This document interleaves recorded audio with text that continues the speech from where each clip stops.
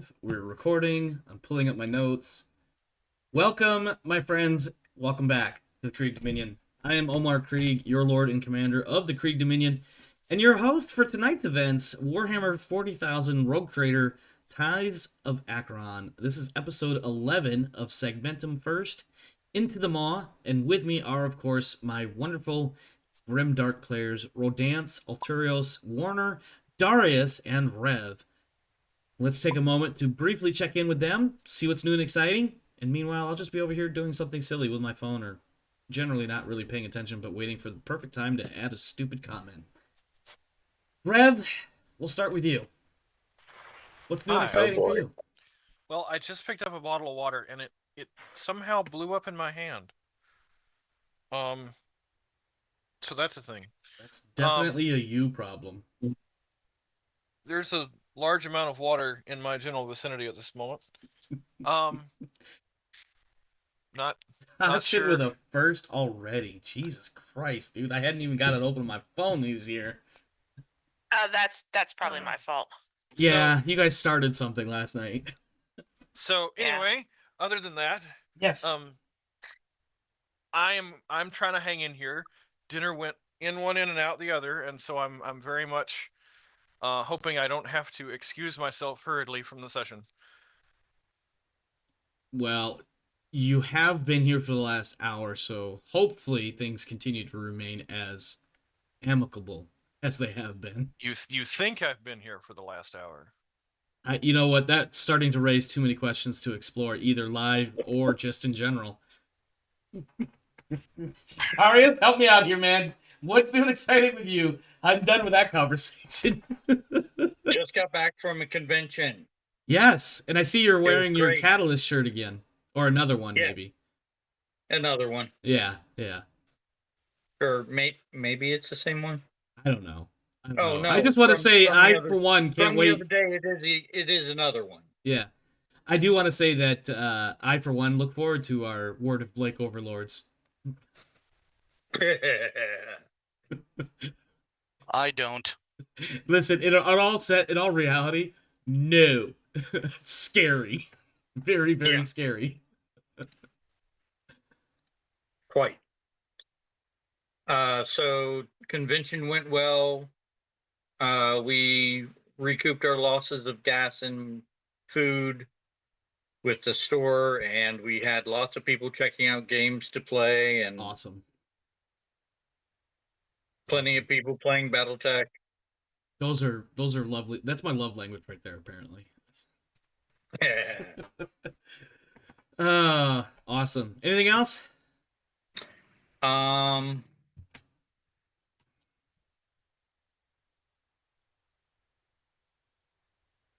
Kusama made it to rank 99 in the other game. Yeah, he did make rank 99, and then for some strange reason couldn't get a match to go any higher for the next week. Which, by the way, I've been toying with that idea, just so you know. But we don't need to talk about that right now. Okay. Edit, copy. That's about all that's new in my life. Alrighty. Alturios. Yeah. Fellow Mega Mech fan. What's new and exciting in your neck of the woods, my friend? Nothing much really. Just been following Helldivers and the major orders that they would spitting out. Helldiving, huh? Yeah. I believe. Were you there in my very literal baptism by fire? More accurately, yes. Baptism in fire. I was making sure it was the worst possible for you. Yes, thank you for that, you son of a bitch. These guys are like, oh, Omar. So just story time, and I'll make it quick. I mentioned something not that long ago, a few weeks or a month ago, that I wanted to get Helldivers 2. I was interested, I was curious, but I hadn't actually pulled the trigger between not enough funds and, frankly, not a lot of interest. Some interest, right? Also, more importantly, not a lot of money. So Rev, this was actually right around my birthday, so it was about a month ago. Rev is like, oh, well, here's a gift for you. Oh, cool, I got a gift. Totally forgot about it, by the way, during the process of that stream. Didn't even notice what the gift was until the end of the stream. I had also mentioned something about my son really wanting to play it, and I think that was really the catalyst for Rev to get it. Not for me, but for my son. I go and look at it. I'm like, oh, cool. He got Helldivers for me. That's awesome. So my son gets playing it a couple of nights later. And I'm like, all right, I'll give it a shot. I've seen a couple of videos or whatever. Yeah, so these sons of bitches found the most difficult mission, difficulty level. I believe it was massive bugs and fire. That's all I really remember. At some point, a drop pod literally landed on my head and killed me. I believe Rev called that one in. I could be wrong. Maybe.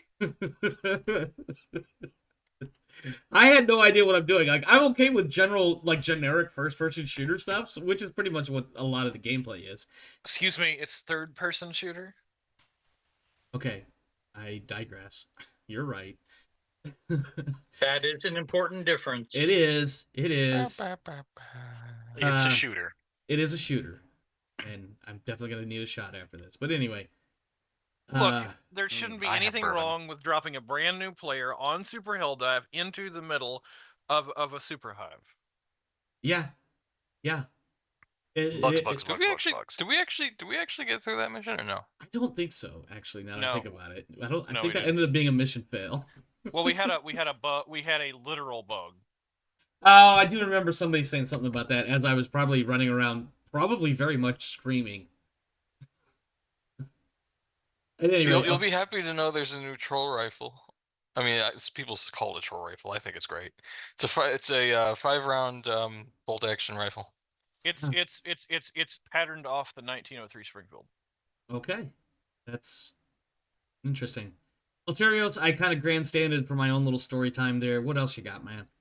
I just got off doing a GTFO with a friend for their stream, so I've gone from one stream to another. You are quite the active streaming actor.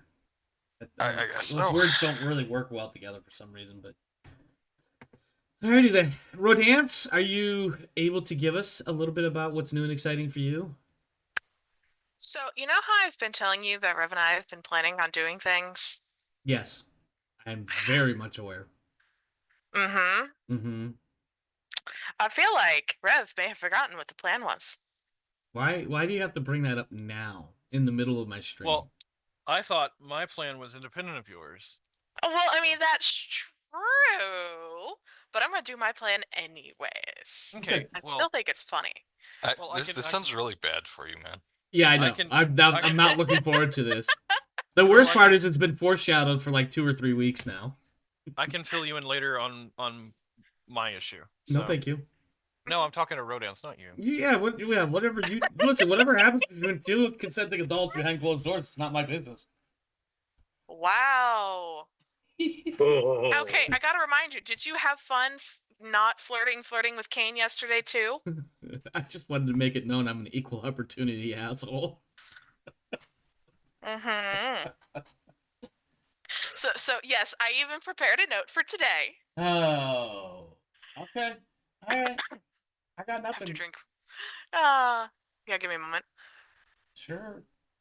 Are you I have to drink some water before before I do this. Oh, you're gonna do this now. Yes! Okay. Ladies and gentlemen of the Imperium, are you tired of unreliable weaponry leaving you defenseless on the battlefield of the grim, dark future? Do you need a sidearm that can be trusted against the endless tides of Xenos, heretics, and foul war-spawned horrors? Well, look no further. We have just the solution for you. The Astra Militarium's standard issue las pistol. That's right, folks. The finest laser technology straight from the forges of Mars itself. The last pistol, lightweight, durable, and oh so reliable. Perfect for the guardsmen on the go, whether you're trudging through the toxic wastelands of Armageddon or holding the line against a tyrannid swarm. The last pistol delivers precision shots every time. It's quick to charge, boasts an impressive energy yield, and best of all, no pesky recoil to mess with your aim. Still not convinced? How about this? Crafted with care by the loyal tech priests of the Adeptus Mechanis, this beauty has a power cell capable of delivering hundreds of rounds before needing a recharge. That's right, hundreds of rounds to keep the enemies of the Emperor at bay. But that's not all. If you act now, you'll have a last pistol will come with a complimentary holster, specifically designed to keep your weapon within easy reach at all times. Whether you're stationed on Cadia or deployed on some far-flung hive world, you'll never be caught off guard again. So what are you waiting for? March down to your local Munitorium depot and requisition your very own last pistol today. Remember, for the Emperor, for humanity, for victory, there's nothing better than a last pistol. Defend the Imperium in style. Ashen says he'll This take message brought 20. to you by the Departmentum Mentorium and approved by the Holy Order of Inquisition. Praise the Emperor. Nice. That was well done. That was well done. Ashen has already signed up for a case of 20. Yeah, you know, I had to practice the voice, Omar. And I Yeah, actually totally used that extra week. yeah. No, I definitely appreciate the customer service voice of Rodance. Okay, just so you're clear, you can tell when I use customer service voice. Yeah, it's Not very everyone I distinctly know in different. person can tell the difference. There's one particular individual I for sure know who is totally incapable of telling the difference, and I've known this person for the better part of 8 years. Is it Rev? No, you don't know them. That's one of my Okay. friends in real life. Oh, okay. It's Some just of us are just embarrassing bad at that picking don't up get on it. cues. Yeah. Warner, let's close it out. What do you got, man? Well, several things. Oh, dear. If you remember last week when I was hacking up my lungs, I am I no hope you don't longer take it hacking personal up. when I don't remember that, but go ahead. That's okay. I do. I am no longer hacking up my lungs, I think. Okay, you're I've not been- sure. I've been feeling better. Okay, good. That's though- good. At one part, I had felt better, and then my body decided that part of feeling better was purging all of the stuff that had built up in my chest. At which point I did hack up my lungs some more. But I think that's done. That's normal. Number 2, MechWarrior 5 Clans is a lot of fun.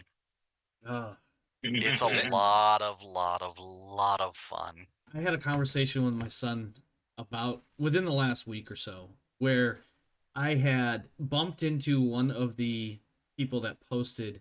And let me rephrase it. I had bumped into videos of the cutscenes on YouTube and ended up later watching basically all of them. And now my desire to play this game has skyrocketed. And conversely, of course, my available funds has plummeted. So it's I am dying over here right now. I really want to play this. I've considered going back into MechWarrior 5 Mercenaries. I have put I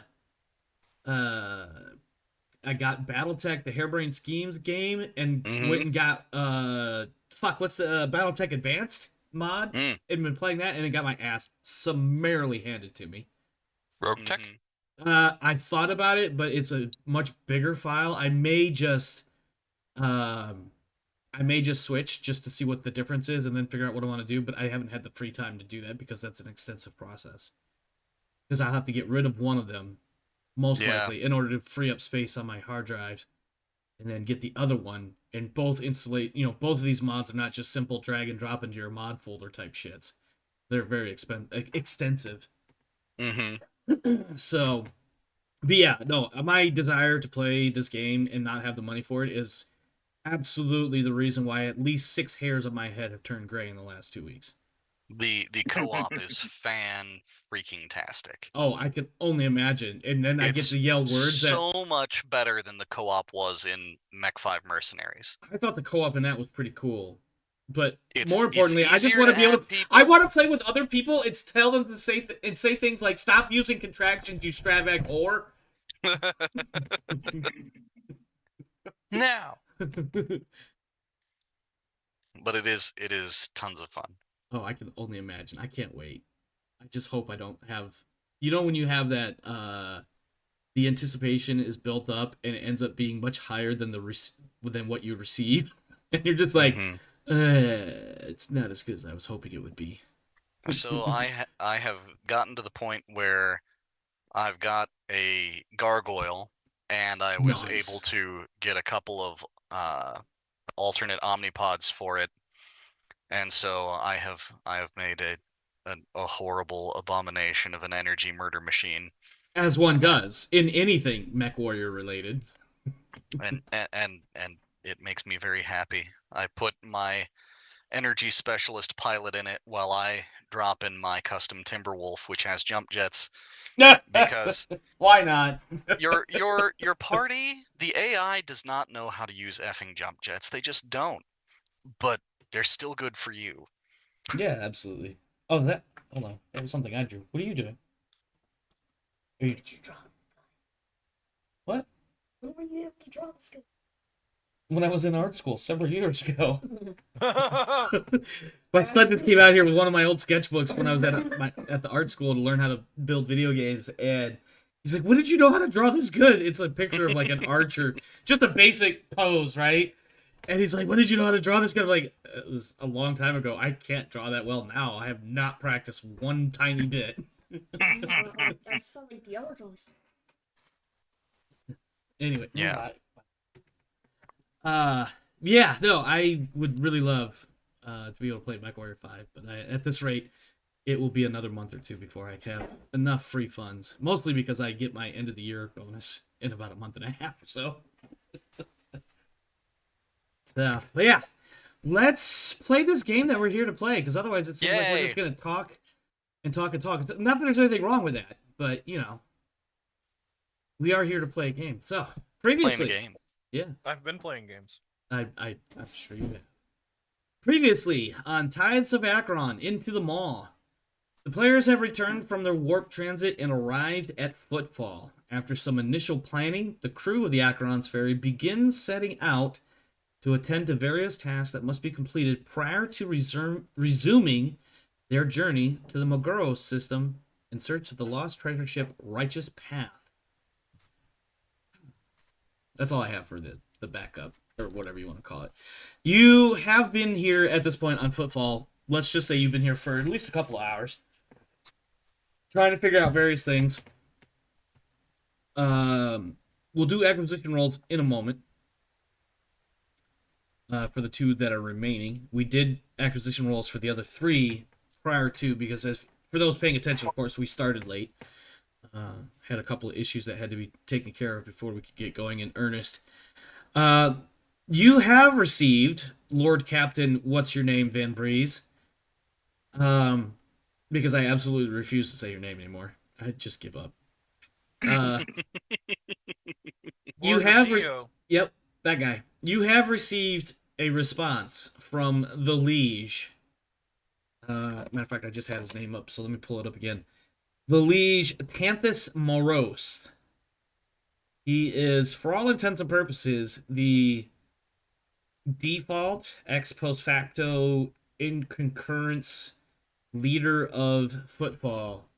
Footfall, of course, is not an actual official Imperial station. It is just a waypoint on one side of a warp storm, actually a couple of warp storms, that divides the edge of the Calixis sector with everything that it's not. In this case, the Koronus Expanse, a wild, wild west, if ever there was one, in the 40k universe on a galactic scale. You have received a message back. He will be more than happy to meet with you tomorrow for lunch. And there is an addendum added to the message file, as though added by either somebody like Thale, or perhaps some lower level functionary within the, I use this word very loosely, office of Mr. Morose. Tithes and bribes and gifts are strongly encouraged. I mean recommended. Yes, I meant recommended. I think it's actually written encouraged, or strongly encouraged, and it's crossed out. Does that say required? Yeah, that's pretty much how it shows up. It's like if you remember back in the day when all you could write with was a pencil, and you erased it, but you didn't do a very good job. Yeah. You could still see the old word there a little bit, and the new, despite the fact the new word was written over it, and that's exactly what this file looks like. Marcellus Thale will be quick to point out as well that you still have the matter involving. Let me pull up my notes again. You still have the matter involving the box of less than ideal books for Scrivener Victress Lorraine. You also have a meeting with. Let me rephrase this. You also have highly suggested that you meet with an individual by the name of Emil Astris, a member or mid-level boss of the Kazbalika. This, of course, this information, of course, was given to you via the former Xanatov York, now currently deceased and faceless. Well, as soon as I read the message that... There is one more matter before I forget, just so we don't forget about it. There is, lastly, a note from both Thale and a separate note from your navigator, Anastasia Mercator. A subtle, gentle, polite reminder that should we be able to acquire navigational charts for a direct route from Footfall to Maguros, those would be more ideal and advantageous than going to Rain and then Maguros. At this point, Well, please take it away. As soon as I read the message that Commander Thale, or not Commander Thale, that what is the current liege's name? Jesus, I just had it open. I keep alt-tabbing back. Sorry. It's Moros. Where is he? He's made an appointment with me. Tithes Moros. Moros. Yes. Well, I gathered up my command crew that's going with me. He's invited. To be clear, he's invited you to lunch tomorrow at noon in his office. Just for clarity's sake, you can do whatever you want with that. I'm aware. So I'm gathering up my command crew, and at least one of the squad of our special forces, and we are going post haste to the Liege's offices immediately. Because the Liege seems to have forgotten. Everything all right, Omar? Yeah, give me just a quick second. My son's asking me a question that's actually got me stumped. Oh, no, never mind. Well, easy. Is it something we can answer, or no? I think he just figured it out on his own. He asked me the question of something to the effect of, "Where's my table?" And I'm like, "You mean the table that's been in your bedroom most of the time that you've been here? I'm not sure where else it would be." And now he's like, Wait. I think I know the answer. I'm like, okay. I think this problem has resolved on its own. Please continue. You're going to march into his office now, effectively, because he's forgotten that a rogue trader most likely and probably definitely trumps this guy. Not only not trumps him, but it's footfall law, as my character would know. Yeah. That when a rogue trader is present, a rogue trader is in charge of Footfall Station. Are you announcing this to Moros, or are you just gonna march on over there and? I'm going to announce this the moment that I walk in his office. Okay. Because there is one caveat to that, and this is something that your character would know. The only caveat to that is if there is a rogue trader who is senior in position to myself, who's been serving as a rogue trader longer or with a larger dominion at the station. However, there is no other major rogue trader vessels, as you previously stated. This is true. At dock. This is true. The only other caveat is whether or not you intended to be discreet in your arrival, or if you wanted all the pomp and circumstance. I am in charge regardless of how I announce myself. Absolutely. I'm not stopping you. I'm just pointing it out. This is something your character would know. You didn't specify one way or the other, so you could just be like, this motherfucker fails to recognize my authority. I'm gonna go slap a bitch. Regardless of if I choose to be discreet and take direct control, or if I choose to be open and take direct control of the station, I'm still awarded that deference. Oh yeah, absolutely. While I'm here. Absolutely. I want to clarify too, because I didn't read through all of my notes before I spoke about this meeting, and especially the recommendations for sums of money and gifts and things of that nature. My notes exactly is expecting to receive a hefty sum of money and goods in exchange for having set up this meeting and devoting some of his very busy time for you. There you go. There's that right there in the message, while he's not using those words exactly, they're much more flowery and polite. But effectively, that's what the message is. That is more than enough answer, or reason rather, for you to be like, yeah, fuck this guy. I'm walking right into his office. I'm in charge, and he's not recognizing my authority. Smackdown commence. If anything, he should be asking what gifts he can give me to curry my favor. I am not sure if it would work that way because of the Casbolica influence. However, if he is serving as both dual roles as the Casbolica Prince and otherwise, that puts us on more of an equal footing. However, if he is just a representative of the Casbolica, he is absolutely in no position to demand things from me. The Prince of the Casbolica might be on an equal footing, but not him as the liege alone. while the language is dubious, he is not outright demanding. It's just heavily suggested. Heavily suggested in the underworld is a demand. Oh yeah, absolutely it is. Listen, this guy is. Well, you'll know more. Please. All I'm March hearing on is, down to his but you office. forget yourself. I'm not sure who that's directed to, but let's go to the office of. Had he sent me a message and subtly implied that he was the prince, this would be a different meeting. He didn't do that. No, he didn't. He snubbed me and not only told the person who should be in charge of the station, not will he meet with me as soon as convenience, he'll meet with me tomorrow. He might as well have slapped me in the face. So when you arrive, there is the, let's just say, perfunctory, may I ask who's calling on him and things of that nature. Are you bull rushing through the initial wave of opposition and the front desk workers and whatnot? If the front desk worker... They're being polite. They just don't know who you are. So, are there... I'm assuming I'm approaching the Liege's palace / offices? Yeah. It would be one and the same. Yeah. Now, yeah, obviously, if Are there guards? Obviously. And do they challenge me or let me pass? They stop to see what your business is because they themselves personally, like on a personal level, don't recognize who you are. You're not on a watch list, but you're not on a here's my guest list for today. Okay. Well, shall we role play that out? I'm trying to give you the option to start from here. Sure. He is shiny. Yeah. It starts with effectively. Oh, sorry.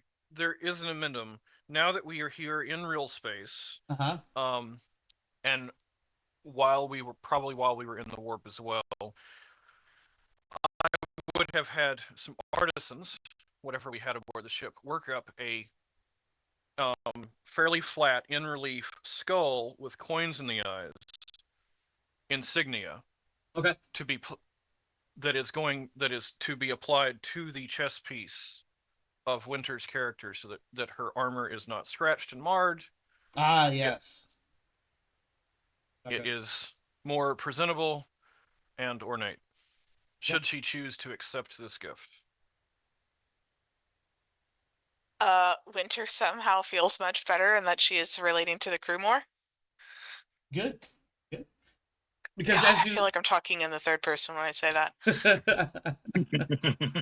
So for those that may or may not remember, Winter did receive or take one of the sets of armor from the bad guys of the pirate ship, which was, I believe, it was Carapace. Guard Carapace or something like that. And so what Rev's character has done is basically fashioned a literal emblem for his house or for his ships and crew and affixed it to her armor to make her armor look much more presentable than it was previously. The pirates had scraped off and removed in somewhat crudely fashion the previous insignia upon it. Yes. But yeah, so you come upon the Liege's, I don't know if I want to say necessarily like a palace or palatial estate, but definitely a palatial office building. Somewhat ornate. It's still fairly grungy, grimy. This is a backwoods, I shouldn't say backwoods station because it's pretty big and large and very much humanish, not to mention all the other things. Given that there was initially meant to be a large temple in this, I imagine it would have it's basically just a somewhat marble pillared facade of essentially if you had someone trying to make something look akin to a palace, but built into a shopping center. Yeah, basically. It's definitely made up to be something more. What's the word I'm looking for? Grand. It's meant to be more grand, but the effect that was achieved was more gaudy than grandiose, I guess. If that makes any sense. But yeah, you're stopped. Yes. The guards at the gated entrance, or whatever, the vestibule or antechamber or whatever you want to call it, uh, effectively give you the halt who goes there in a much more 40k way. Polite, but definitely, if you're not anybody important, we're not letting you in. And right now, you're not anybody important. Now. And what exactly do they say? It's kind of hard to roleplay when you just say. Yeah, I know. I'm trying to think of what they would be. Is like, they say something more like, "Halt! What is your business here, sir? This is not your place." I believe this is my place. I am the rogue trader Fries von Gisbath. And that makes me current ruler of this station, and this, in fact, is my place. We will be going through now. With respect, sir, we do need to verify your claim. One moment, please. The last Van Breeze was, to be frank, a woman. Yes. I'm sure I have some sort of credentials. Yeah, well, I mean, you, if nothing else, you have the warrant of trade, which at this point would have been updated to include your name. Right, but the warrant of trade is a very large physical document. Yeah. I feel like there's probably like, God, I don't want to make this canon and be like there's a wallet-sized version, but I feel like there's definitely a version of it that you would keep that you could present. You know what I mean? No, I pull out what I do is I pull out my Vox. Okay. And I say, "Are you aware of the name of the ship?" I am not, my lord. Sir. The name of the ship is sorry. Acheron's Ferry. Yeah, Acheron's Ferry. I nearly said Tithes of Acheron, but that's fair. That's fair. The name of the ship is Acheron's Ferry. And I click on my Vox and I say, and then I point to my retinue and I believe I say, and normally accompanying a rogue trader is an assemblage of some peerage. And I said, and shall I have Acheron's Ferry fire on some part of the station for effect to prove my credentialed status? Perhaps adjacent to the governor's palace to the rear? I think there's a look of shock, concern, the fuck you would, and something else that I presently can't think of a word for that crosses these two guards' faces, and they're just like, "My lord, please, a moment. I don't think any of that is necessary." And then Marcellus Thale. As soon as they say that, I'm forward. walking. Go ahead. Wouldn't the Seneschal be back with the ship? Oh, well, that actually would depend. Would you want Thale here, or would you have left him on the ship? He would not have made a case one way or the other. I'm assuming I would have especially left him to oversee acquiring parts for the ship that's currently being rebuilt. Absolutely, because that if he was not in this entourage, that's what he would be doing. And if he was in this entourage, he would have assigned it to some chief engineer type person to handle. Somebody other than Icarus or whatever. So yeah, no, in that case, Thale would not step forward. Your guard. As he stammers about what to do, I merely gesture and we start walking forward. He does not stop you. Neither of them make a move to stop you, but they are also reaching for their Vox to report that you are now entering the facility, and as if to like, if I can't do anything else, I'm going to warn my people that you're here. That's expected. Yeah, absolutely. When you make it inside, a very let me see, a large portly man is rushing to the door, and he's still like several feet away. He if it weren't for this particular moment, the fact that he is basically running from some other office to the front door, he would otherwise be described as a large, portly man with greasy black hair that's swept back and a thin goatee around his mouth. He is dressed in expensive leathers and furs and a cloak of what could be described as incredible wealth. Uh, except it's all disheveled as he's hurrying to meet your arrival. And he stops a few feet from you and drops to a knee and says, "My lord, I was not expecting you until tomorrow. My apologies, please." I appreciate the obeisance, but when I visit the station in the future, please allow me to set the appointments. Perhaps, my lord, if you would be so kind, we could speak in my conference room. That would be most appreciated. Much obliged. Guards, wait outside the conference room, please. Now, who do you bring into the conference room with you besides yourself? My trusted advisors, of course. Okay. So the other player characters that are here. And should I'm gonna ask real quick. Should we have Winter's telepathy, mind talking to each other thing up? That's not a bad idea. It is not. Rodance, you don't even need to make a roll for that, do you? For just maintaining this link? For maintaining the link, no, I really shouldn't need to because I wouldn't be maintaining it at full strength for just an everyday thing. Yeah, this is literally just to have a box net for the 5 of you.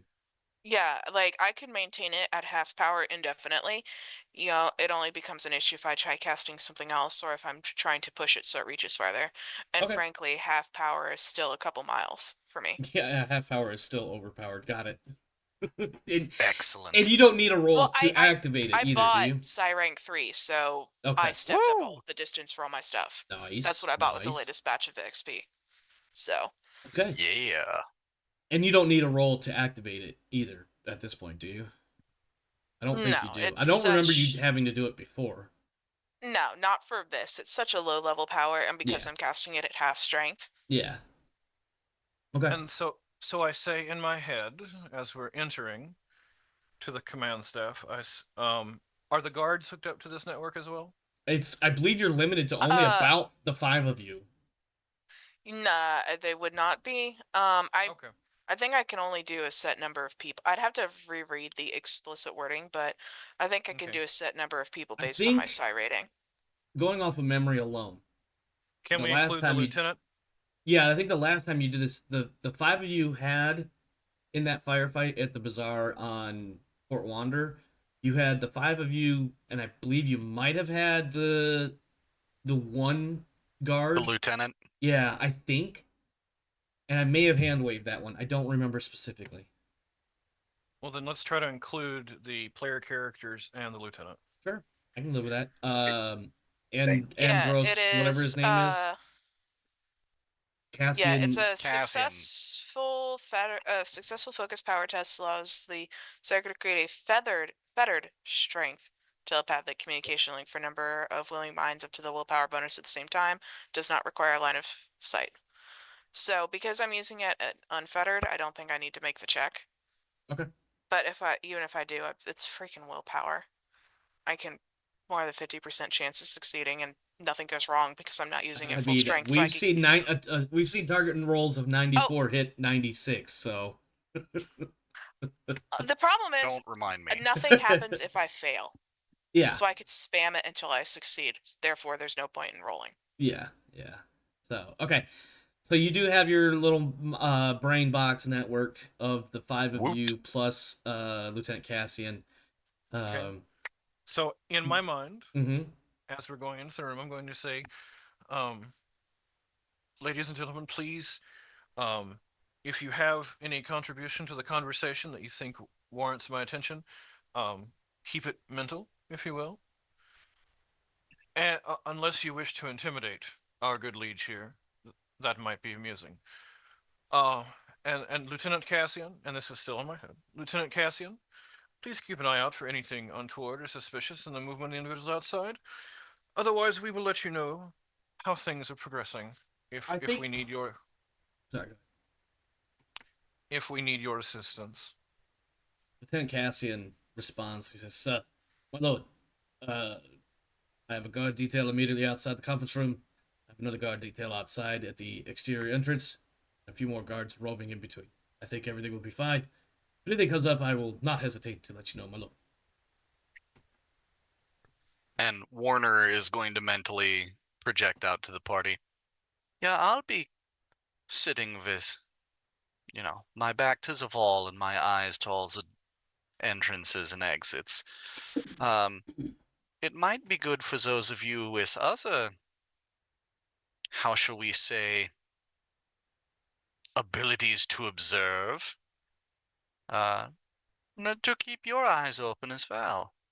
I don't know what sort of strange machiny tricks or weird psychic-y powers he has in members on his retainer. So 2 things I want to add really fast. When you say weird psyche bits, even though it's in your head, I feel like your character just makes an icky face. Which is amusing to me, because right now everybody's trying to be all super grim and serious and getting into the conference room, and then there's this brief moment of an icky face on Reinhardt. The second second thing I have is a question. Would you have wanted Anastasia Mercator here with you, or would you have left her on the ship? Your navigator, that is. Entirely up to you. Am I aware of if the navigator would have any particular abilities in a diplomatic situation? I would have had the meetings on her with the ship just like I would anyone else. I just didn't want to have a bunch of. We had enough conversations between me and the GM for me to roleplay that out too. Yeah. Because otherwise it'd just be the Omar Rev show. Let me see. And as much as I would love that, we know you would. That's why you're not getting it. Diplomatic-y stuff, not really. I mean, she could definitely serve as a just another point of, look at me, I also am a important person, in your favor. Yeah. But certainly she would act as corroboration of evidence. Yeah, that's the word I was looking for. Thank you. Thank you. House Mercator would fair enough. lend weight to your. And House Mercator is, by the way, for those that don't know, House Mercator is in canon a legit Koronus Expanse based house, a navigator house. Fair enough. She would rank as a noble, so I probably would bring her to the meeting. Yes. I feel like in your head, especially in Winters, her voice has a certain iciness to it. She says, if I tell you to close your eyes, you will need to bury your face in your arm. And that's all she says. Winter, you get the unspoken or unthought image of the third eye being open and the literal warp pouring out when she says that. Because for those that don't know, words, when spoken, have certain messages, mental imagery, as it were, attached to them. And because Anastasia is kind of a psyker, not really, and Winter absolutely is a psyker because she's the AT&T of the group right now, she definitely gets that message of, if I open this third eye, you guys need to bury your faces somewhere because it's going to hurt a lot in weird ways. But she also says that with Warner's a very cold icky smirk. face intensifies. Of course it does. Reinhardt's. No, I think you were right on both counts. Now, what is the name of this liege again? I'm sorry, I'm terrible with names. It's okay. Tanthus Moros. I'm going to type it for you real Moros. quick. Is it Moros? Or I thought it was something different a minute ago. Tanthus Moros. I don't recall exactly where I got that name. It might have been from the Lexicanum. It might have been from the wiki. I feel like the name changes slightly every time you say it. Because I don't remember how to say it each time. And then Moros is a real word, and Moros, which is the way it sounds when you spell it that way.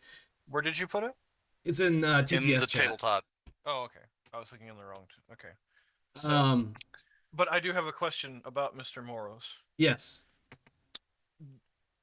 would you like to roll some sort of perception check to see if he notices the icky face on my arch militant and if he perceives that as a dislike of the conference chamber? I don't have any stats, but let me make that roll anyway, because it'd be funny if he fails a basic perception test. Which, ironically, since I'm using Thales, perception stat of 50. Nope, he passes, and he definitely notices that face, and he notices Reinhardt's icky face, and then he notices, of course, that Reinhardt quickly gains a poker face suddenly, as he takes his place near the head of the conference room table. Near, I want to be clear that that's what I said. Mm-hmm. He is more distracted in the moment with the sudden change of plans. In particular, not just plans in general, but like the things he had planned for today and how they have now been incredibly disrupted. And now that he has to entertain the rogue trader. Now, I want to be clear again, the words I'm using are not meant to be argumentative in what Morose is doing. It's just this is what he's currently recognizing. Yeah. As he's preparing to host the rogue trader that he had planned on hosting the next day because he had other things planned for today. The internal monologue is, oh shit, how do I reschedule this? Exactly. What the hell? Exactly. And it's not meant to be like this motherfucker that. It's just shit. Now I have to. At any rate, he does motion for the chair at the head of the table for the rogue trader to take, if you desire. Otherwise, he just remains standing near the head of the table. He is on a data slate device, sending messages to have servants bring food and drink. And then he looks over to you, Lord Captain, and says, "My lord, if there is anything in particular for refreshments you would like, please. I'm sending out for some food and drink now."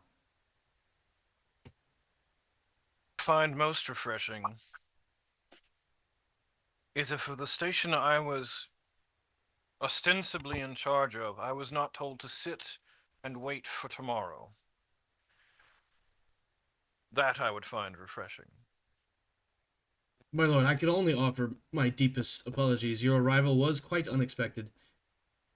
I had a few matters to attend to today that would have taken quite a bit of my time. I had hoped a lunch meeting with you tomorrow would have been sufficient. Unfortunately, I did not clarify that as well as I might have been able to. The onus for that is on me, Lord Captain. Yes, let us allow some proper introductions. My lord? Just so you know, I take up a position opposite Reinhardt, so that we're in sync. Nice. You guys have fatal Excellent. funneled the whole room down to a small corner that only includes Tithes Morose. Well done. You guys have played CQB before. This is, I apologize. Above table, what is your character's title beyond Jace? Is that their first or last name? Jace is his first name, and his full name is Jace Sebastian von Onko. You've got time. You got a little bit.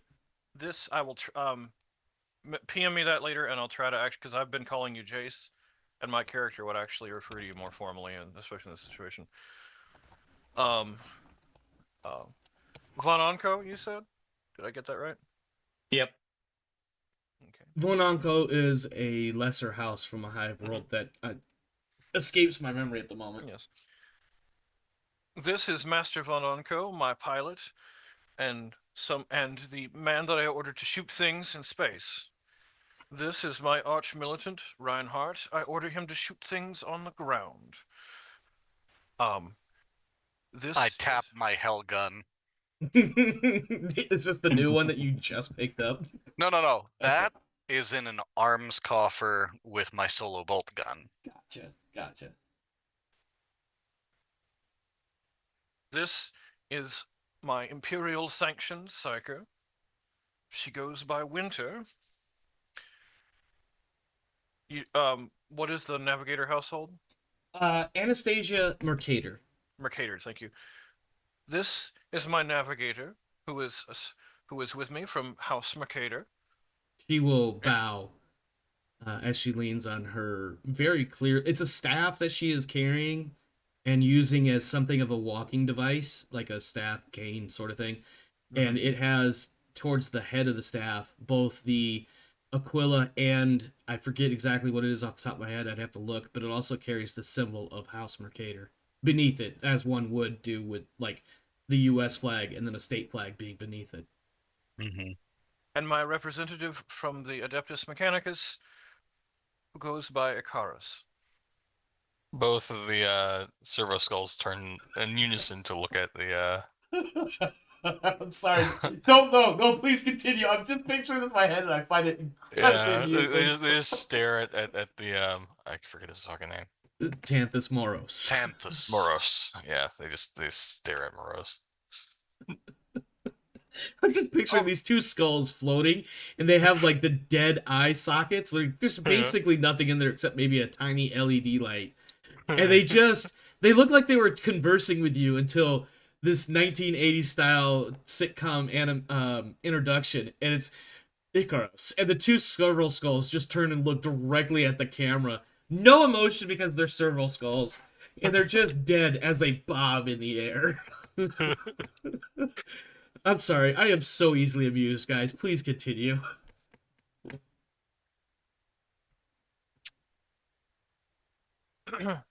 Yes, so this is I introduce Icarus, and I believe, unless I've just had a brain fart, that rounds out the That should be everybody. ensemble that's with me.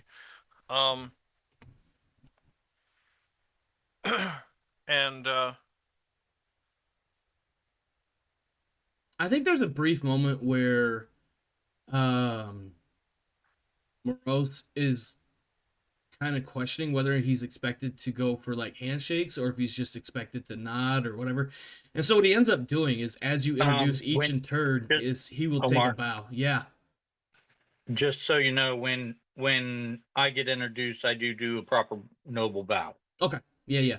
I think he just does a quick bow. Not I shouldn't say quick bow, but because he's going to be would otherwise be doing. Perfunctory. Yeah, he's doing a perfunctory bow. Like he's trying to show respect, but let's be honest, not everybody bends at the waist as easily as they once did, and so he's about to do it 6 or 7 times. He doesn't want to blow a disc.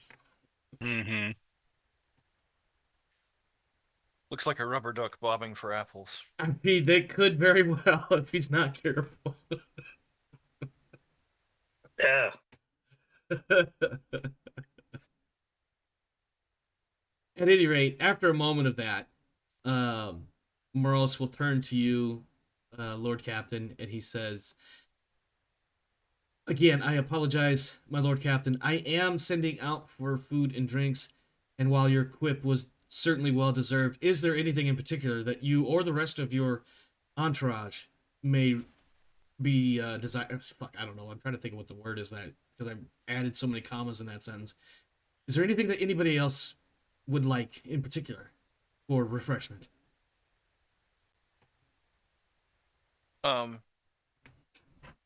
In my head, I say, let's not give him the satisfaction. And then I say, well, perhaps as an apology, you could have some of your cheapest Amasek, enough for some members of the crew, delivered to my ship. They are in need of a good respite. I think there's a moment where he has that jaw drop look of like, you want enough Amasek for 27,000 people, and then he's like, nope, cannot show that face. I basically want the cheapest grog swill they have available. I'm not looking for anything fancy, but all alcohol is referred to as Amasek in universe. Sure. And so he collects himself after slipping for about a half a second, and he says, "My lord, I can send over. I will. God, what's the word I want to use? I will not surrender. I will donate some of my middling stocks for your crew as Excellent token of my appreciation and your deference in not removing me from my post. Excellent. And I click on my radio and I say, Acheron's Ferry, please remove your targeting lock from the governor's palace. Thank you. Tribute. Yeah, that was a good word to use, Hashin. At which point he then does motion for the seat, because I don't know if you actually said you sat down or not. He says, I will have some food and drinks brought momentarily, as soon as it can be readied. My lord, please, I'm very curious. How may I serve? I think he was getting ready to say something else instead of how may I serve. Something more like, what is your purpose here? But he defaults to how may I serve and leaves it at that. Well, I sit, and when I do, the bolt pistol on my shoulder aims toward the ceiling. Of course. Well, I think there's a brief moment where Morose follows the tracking of the barrel as it moves to point upward, and he's like,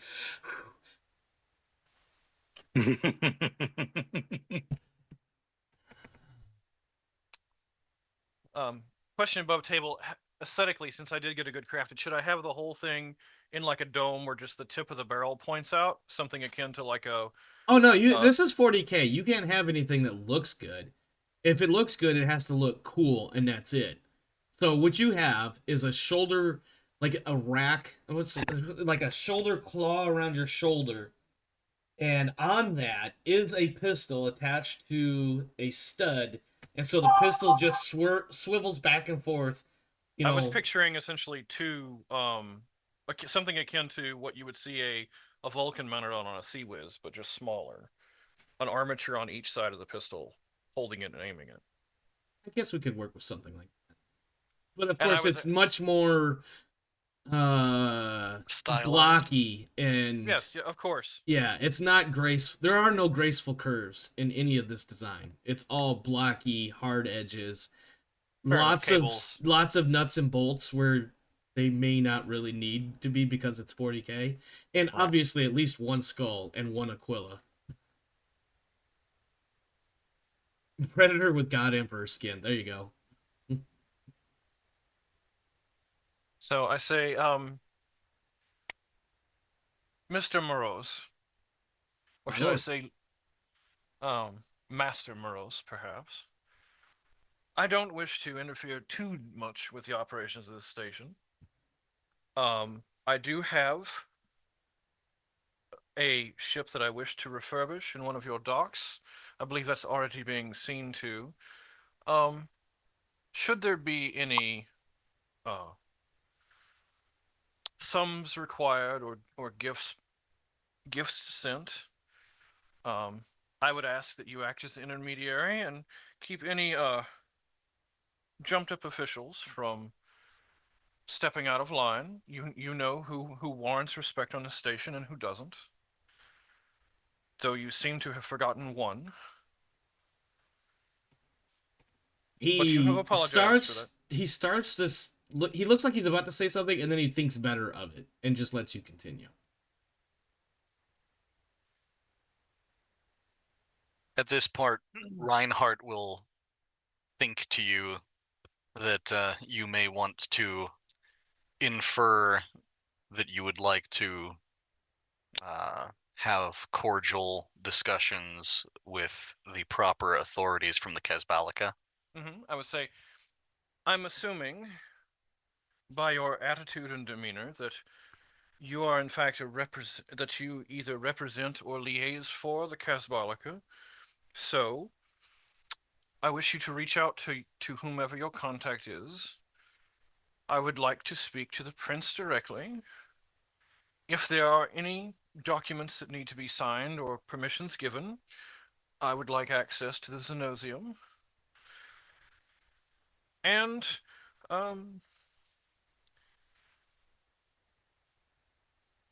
I believe that will conclude our business. I wish to largely, aside from this meeting, stay out of your hair and let you get back to your appointments.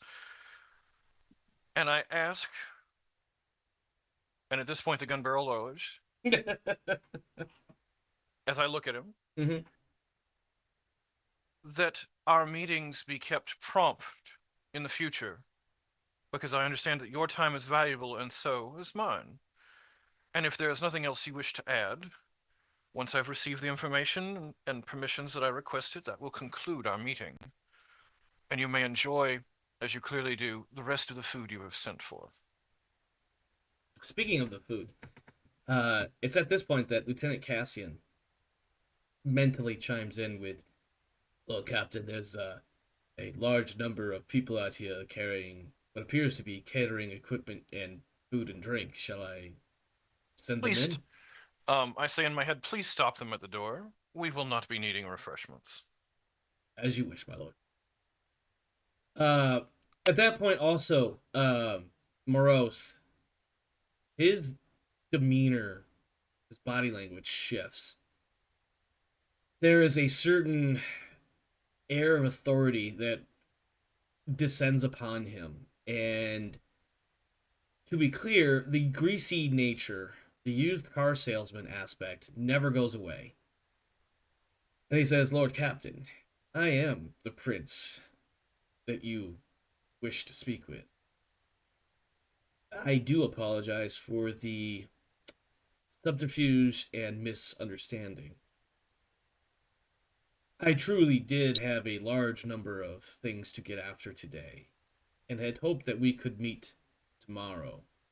It appears," and he taps his data slate as though he's been reading something in between your comments and what.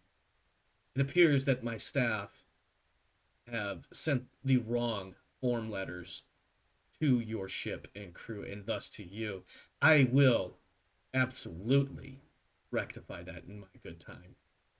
That said, I have food and drink. Let us celebrate your arrival.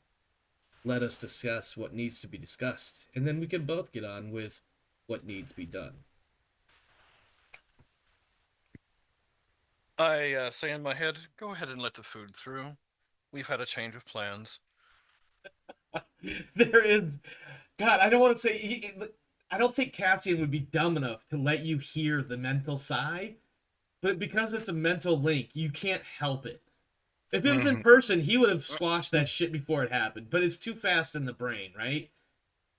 So you do catch a whiff of the mental sigh, "As you wish, my lord." And a moment later, a number of catering personnel come in, and they begin to set up a fairly respectable, even for the rogue traders level, spread of sandwiches, cold cuts, drinks. There are a number of different types of wine and ales. No hard alcohol, but different types of ale and wine. Various side dishes, various pastas and potato salads and things of that nature. At one point, there is a tray. Excuse me. A tray, probably of about 100 deviled eggs. A variety amongst those 100, so probably 5 different types of deviled eggs. So 20 of each kind, various garnishments and things of that nature. Plenty of cutlery, napkins, etc., etc. In fact, the spread actually threatens to consume all of the available table space. And the catering staff come in and set all this up in about 10 minutes. Pretty quick given the amount of stuff that is there. And then one person remains near the door while the rest retreat and allow everyone else to continue. And the one that remains is simply there in case, assistance is required relating to catering services.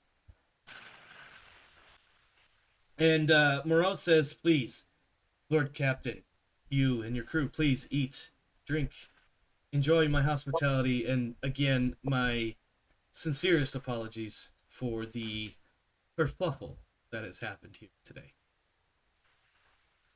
Pistol goes back up, and I say, well, deferences are due. The liege of this station, your actions were inappropriate for the liege of the station, but more understandable for Prince of the Casbolica, and thus more easily forgiven. As I'm sure you can understand. When one Yes. wears two hats, sometimes what's the word I want to use here? The two fans of the two hats may overlap, and sometimes they shouldn't.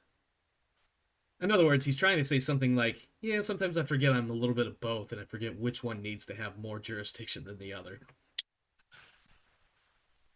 That's what he's trying to say. I say, well, what will be required for admission and entrance to the Xenosium? I am under the impression that you had interacted with fairly low-level operative of mine by the name of Xanatov York. I would not be surprised if you don't remember this man's name. I would not have, had I not been given a very particular briefing about his demise. Yes, well, he presented himself with all the demeanor of a jumped-up dock worker, and none of what you would expect. In his From a member of defense, that's all he was, a jumped-up dock worker. As I'm sure you can understand, this organization that I represent, and he does not refer to anything relating to the station itself, has many different layers of varying levels of responsibility. His layer in particular was pretty low. He was meant to simply deliver a message. Nobody briefed him on the proper etiquettes. A failing of some of my less than middle management staff. I suspect that his... I'm giving a very bad successors impression of the Casmalika right now, by the way. Yeah, I suspect that his successors, under the circumstances, should they come from his crew, be better educated. I think he is in the middle of pouring himself a drink of some of the wine, a particularly dark variant. And when you say that something to the effect of, may his successor do better, because they have seen the abject lesson of poor conduct, he just simply raises his glass and says, I'm sure he will do much better. At any rate, Lord Captain sips from his wine. He says, there is someone in my employ that is very much interested in meeting with you for something very particular, a task that I have set before him. I would hate for you to perceive this as me passing you to a lower level functionary, but in short, I kind of am. So I will level with you. Emil Astris has a favor to ask of you in relation to the task I have set before him. If you could meet with him, I'm sure the rest of your stay here will... I don't want to make this a quid pro quo, but obviously your assisting Mr. Astris will certainly attend to some of the other requirements for your ships and your crew and your supplies. My next question was to be if there was any... I know that there are certain limitations to both of your positions, and therefore there may be messes on or off the station that I could help you clean up in exchange for your quid pro quo, and that was to be my next question. Are there any additional services that I might render for future exchange? For now, meeting with Emil Astris will be more than enough to keep me satisfied in this regard, Lord Captain. Yes, Please, try this sandwich. This bread and meat combination is quite peculiar and very tasty. As he points to what looks like something of a... It's basically a Reuben made into a sub. And so, it's 40K, so who knows how long it's been since anyone has actually been able to properly put together a Reuben of all things. I'll step up and act as taster briefly. He's already got like half the sandwich. I shouldn't say devoured, but he's eating, but he's not hiding that he's eating, so he's not eating daintily or anything. And I will then pass an untainted by my own consumption How portion dare of the you give him sandwich the same bread that to you the have Lord. bit from? I'm trying to I know what you're saying. illustrate the decorum that clearly my Lord Captain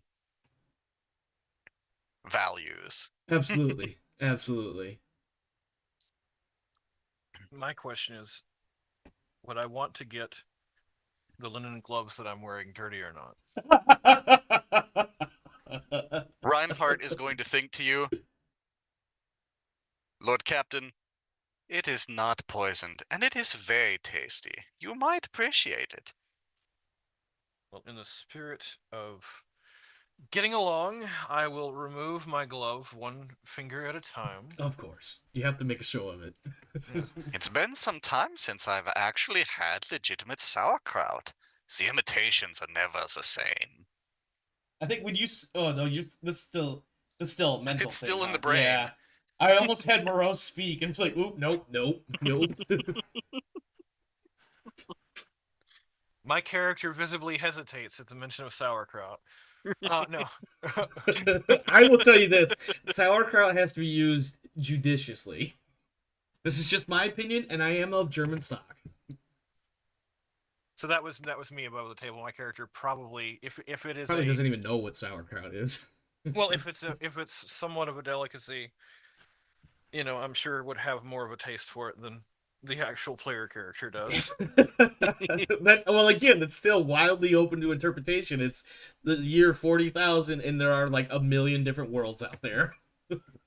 I take a very dainty, shall we say, bite out of the piece handed to me. I'm assuming there's some sort of metallic, shiny plate in front of me. Oh yeah, absolutely. This is the. I think at one point. Do we have the fine china, or are we eating off of the sterling silver? You're on a paper plate. No, I'm kidding. No, this is some My good character china. My character shoots the prince if I'm served food on a paper plate. No, this is not necessarily this isn't fine china, but this is definitely good quality. So, small bite, food down on the plate. I'll say I will stand and I'll say, well, if the business that you wish me to conduct is with Emil Astris, and you will ensure that these proceedings aboard my ship run smoothly and with understandable costs, then I do believe our business is concluded. Please stay, eat. We can do more than just business, Lord Captain. This can be a social moment if you like. We can, but I believe I caused you some delay in your other activities. So I do not wish to keep you from your business any longer than you wish to keep me from mine. Perhaps we could schedule a more leisurely event at both of our conveniences. I find no fault in that. How about? And at this point, I believe you had a meeting scheduled for both of us tomorrow. Was it evening? Lunch, yeah, tomorrow, yeah. I think we can fade out from that scene and just close with, I just so happen to have a time available tomorrow at, and then like that's where the camera cuts out, and we can go to the next scene. Now, as a reminder, GM to player, you have Emil Astris, you have the Scrivener, what's his face, Lorraine. You have the attempt to acquire navigation charts and anything else, and acquisition rolls for 2 characters. And the Xenosium, apparently. And a Xenosium visit, which ironically, if you do one of the other ones, you may end up there anyway. That's some foreshadowing that you're not supposed to know. Okay, so the first thing that I'll do is, while this is technically under my territory, I also want to stay on the good side of the Prince of the Casbolica. Oh, of course you do. So, since he is currently watching us through some age or another as we speak, our first stop will be Emil. Okay. And I believe that the Scrivener and potential additional astronavigation charts will be one and the same. Sure. Let me see. Emil Astris is a sharp-dressed man in his 40s. Before we continue, please. Should we have the other characters make their acquisition rolls? I'm sure they're eager to do that. Let's go ahead and get that out before we. Let me review my notes really quick. Do you guys do acquisition rolls still? Darius and Rodance need to do theirs. Right. Yeah, go ahead. So, Rodance and Darius, I want to point your attention to... Oops. this card, which is where I'm going to be keeping the profit factor updated as a quick reference thing. It has gone up 1 based on the fact that the pilgrim ship is being converted into a merchant ship in the employ of the House Van Breeze. So 46, not 45 or any other number. If there is a discrepancy based on your own notes, please, let's hammer it out now. But I believe 46 is now the new most accurate and up-to-date profit factor stat for you guys.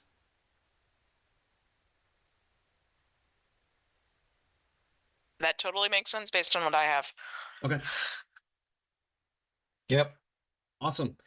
In that case, Rodans and Darius, you guys now may make your acquisition rolls. We don't need to like flip the table around to see who gets to roll first. I will let you guys figure, decide amongst yourselves who goes first, and just tell me what you're going for and what your modifiers are.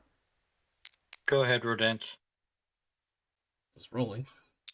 Oh. 90. I obviously fail. You can fate that if you like. Oh, you're going for that force sword, weren't you? Yeah. Mm-hmm. What was the number you needed to hit based on a 46? So are you getting any modifiers? Is it just common crafted, or are you going for like good or best crafted? Seeing as I am actually trying to replace a best craft mono sword, I would try to at least go for best craft again. Okay, so let's see if that's even. That would put it at like a -40 or something, which would make it almost impossible to make. So best is minus 30. What's the rarity on the force sword? Very unique. Ooh. Near unique. Yeah. So it's not a very good check. Yeah. You're going to have a hell of a time getting that anytime soon without the GM hand waving some bullshit. Hey. Well, nobody said I had to pick a realistic thing to pick, This is true. The near unique is minus 50. Yeah. And then best is minus another minus 30, so that's minus 80. 80. But because she's looking for an individual one, it's back up to minus 50. Minus 50. Yeah. So that's still technically impossible. Yeah. Yes. At the profit factor we have. Yeah. So you'd have to go for common or good to be able for it to even have a chance. I would say honestly, with what you're wanting, try for a common crafted now and roll for a best crafted later, because a force weapon, even if it's not best crafted, is still going to be better than a mono sword. Yeah. Mm-hmm. That's my advice. So if you do it that, doesn't matter. I rolled a 91. But you can also re-roll that if you wish to spend a fate point. Correct. We just needed to know what was your chances of getting it anyway to see if you would even want to re-roll.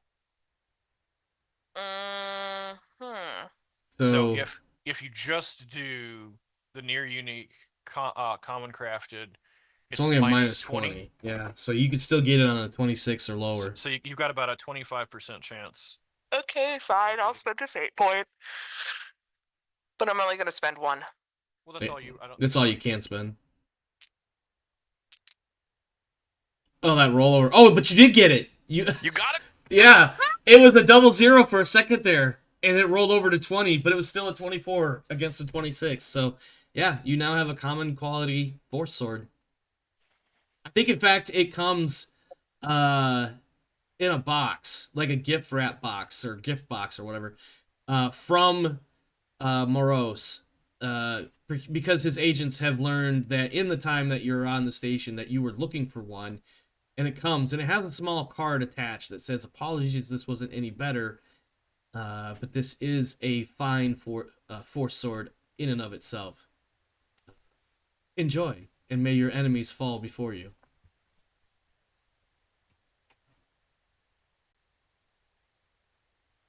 Yep. Darius. Nice touch. What is the roll I need to do to get a Archaeotech Blur Shield? Ooh. That's what crafted level. Yeah, that's gonna be rough. That's at least a minus Doesn't matter. 30. It only has 1. So so common. The blur shield is near unique. So that's minus 50. So same thing. Yeah, 26 same thing. or 26. less. Yeah.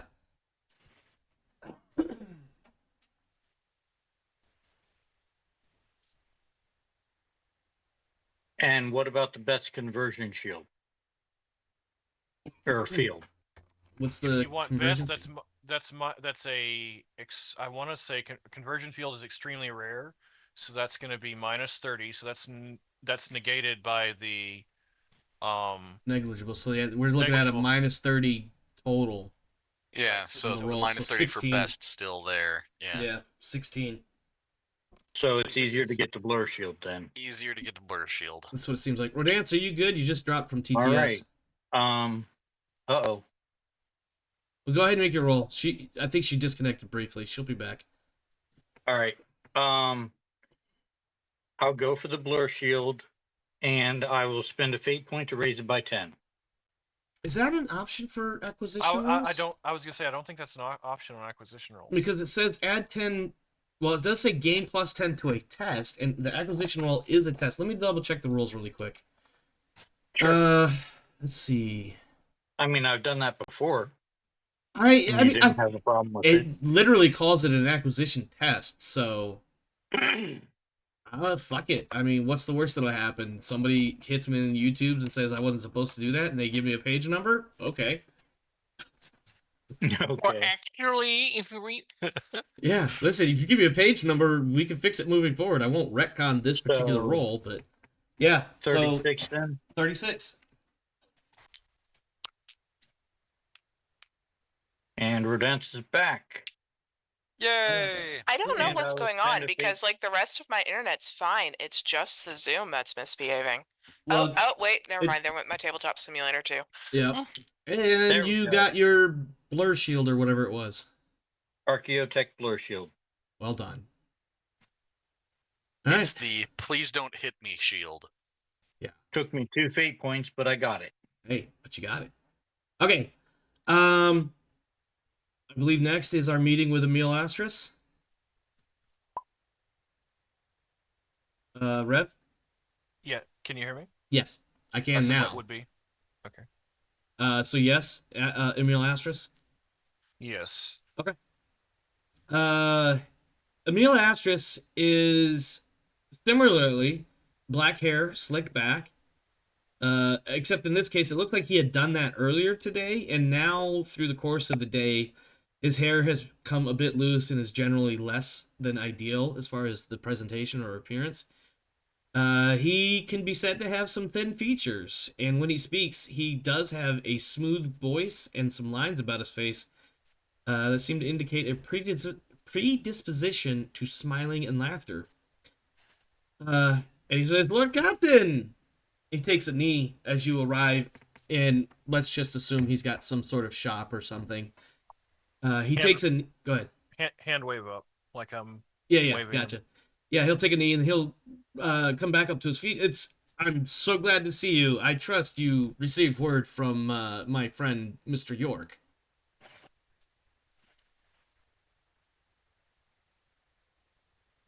Mr. York. Xanatov, you blasted his face, and I was attempting to make a joke. And he's smiling It was point. the brightest part of his day, I assure you. I think he laughs at that as well. And he looks over at the arch militant that he doesn't realize right away is the arch militant. He says, "That's a really good one. I'm gonna have to remember that." Welcome, Lord Captain, friends, please. I hear you've had a chance to meet with Master Morose, and I hope that was a pleasant and well-productive meeting. He has indeed set a task for me. I am not at liberty to divulge all of the information. However, there are 2 things that I would like to bring to your attention, / perhaps get some assistance, for lack of a better word. We have become aware of your attempts to find this righteous path. And, of course, because we're such a friendly group, any profits from that venture, we would like our fair share. But when I say fair share, of course, it's just a small token. Secondly, I have heard of a rumor, and I think this is the part that's probably more important. The particulars about what you give us for your efforts. I'm kind of the middleman on that one, but this one in particular has my interest, and I hope it gains yours. There is a rumor, several in fact, that amongst the treasure that was gained before the ship disappeared from, let's just say, the known universe and records and passage of time, etc., there is an awful lot of xenotechnology and artifacts, and we would absolutely love to get some exposure to that. Some of it may or may not be useful to us. Some of it may or may not be useful to pass on, and perhaps strike a larger profit margin for everybody involved. Well, I'm sure as the preeminent cold traders of the region, any Cold trade, please, Lord Captain. I mean no offense.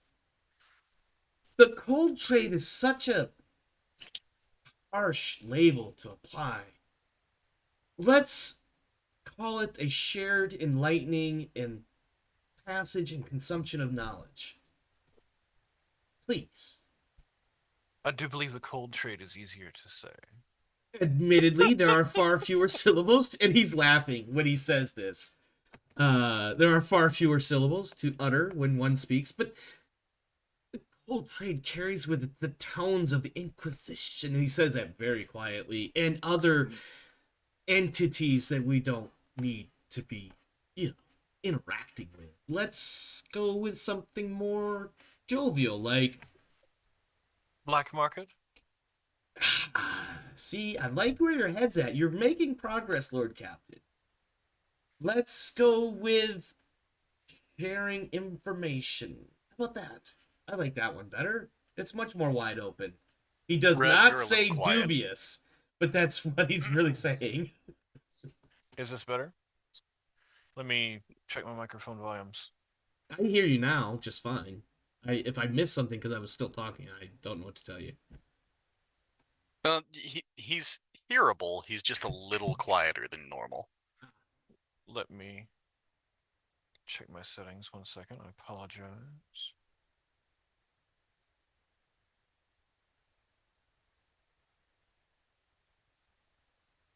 My output seems to have been lowered. That's annoying. When your computer makes changes to your settings without your input.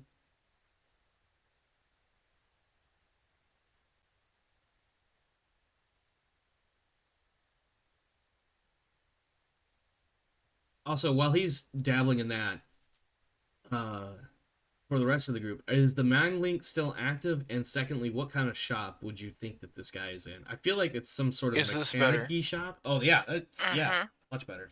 Is I'm that picturing- too loud? No. Nothing I can't work with on my end. I'll drop it to 8% mic boost. I think Take my the edge off. I think my son's closed his bedroom door, and the cat is not happy about this. So I giggled after I double-checked the reading of the force keyword. Uh-huh. Force weapons in the hand of a psyker act like a bestcraft mono weapon plus additional stuff. Nice. Yup. So I didn't actually need a bestcraft one. So basically, Imagine if you did have a bestcraft one. it doesn't make any difference because it Yeah. acts like that.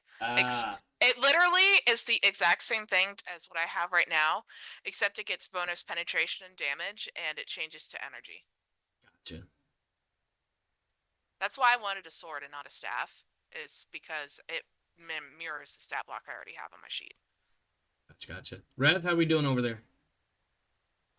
Should be fine. Tell me how Yep. I'm doing. Yeah, you're good. Absolutely. So long and short of that, to summarize, is that Asterisk is one, asking, of course, that you share on a generic level a small percentage of your profits from this venture, but also, and more importantly, Please pass Xenotech. on some Xeno stuff. Xeno stuffs. Well, what I'm offering, before we discuss profit sharing, is I'm essentially offering him exclusivity for any Xenos items that we choose to sell out of what we acquire from the ship. He smiles and he says, Lord Captain, first pick would be ideal. I think we can agree.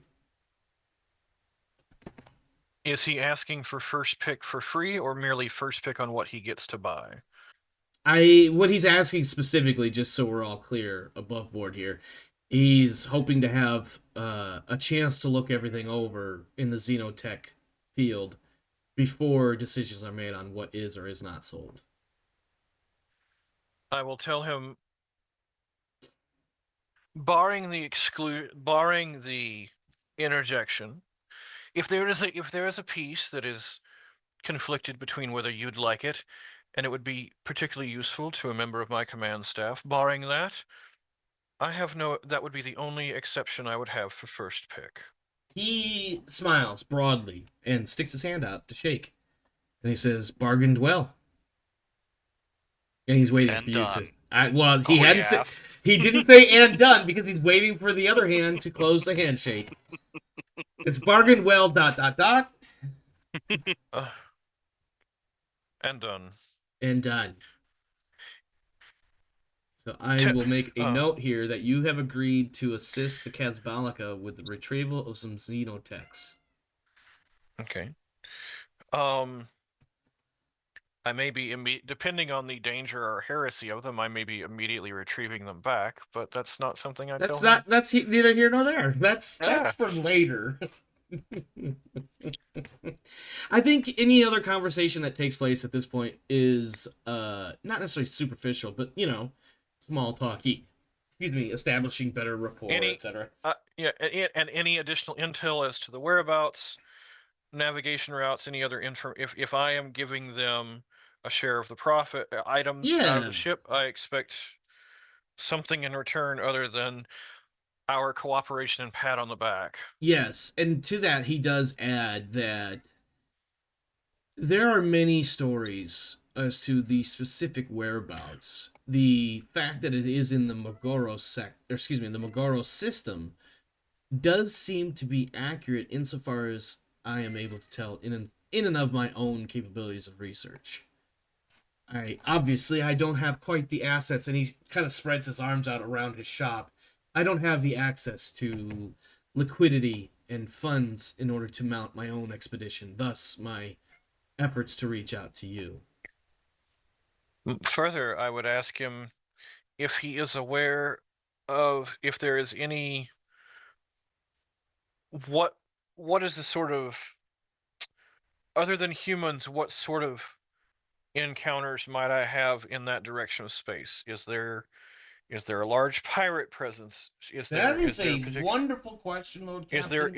Is there a particular xenospecies that inhabits that area?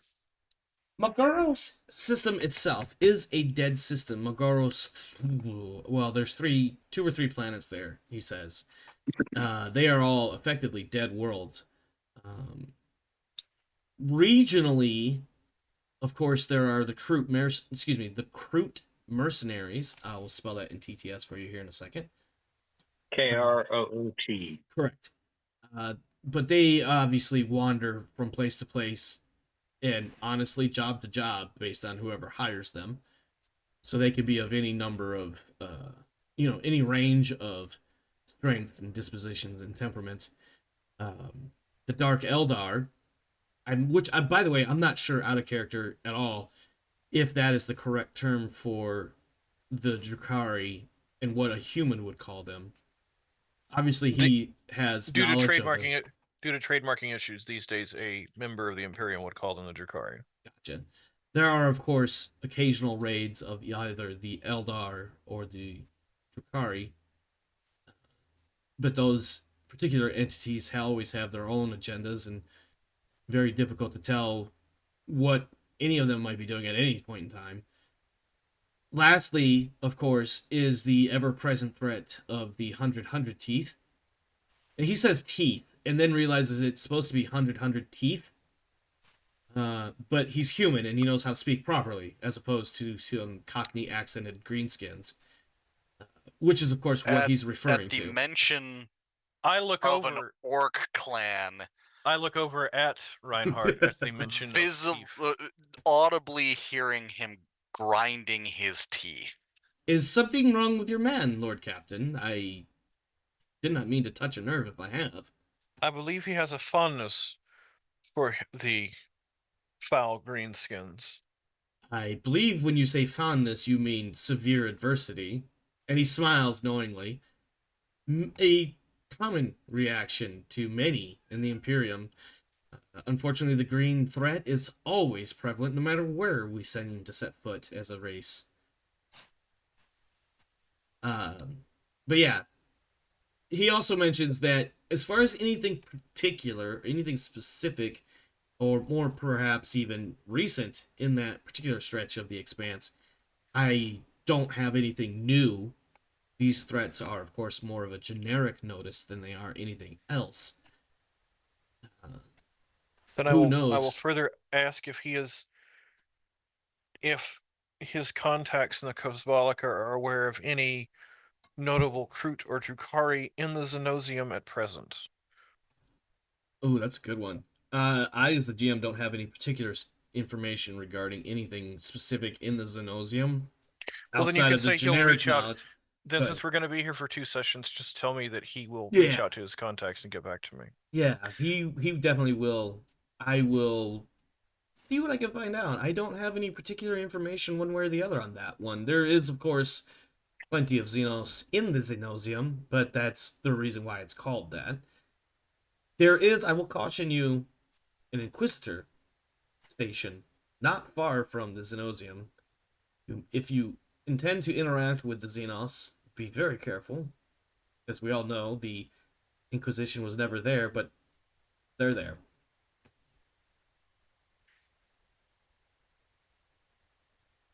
He's making it so just to establish canon for our campaign.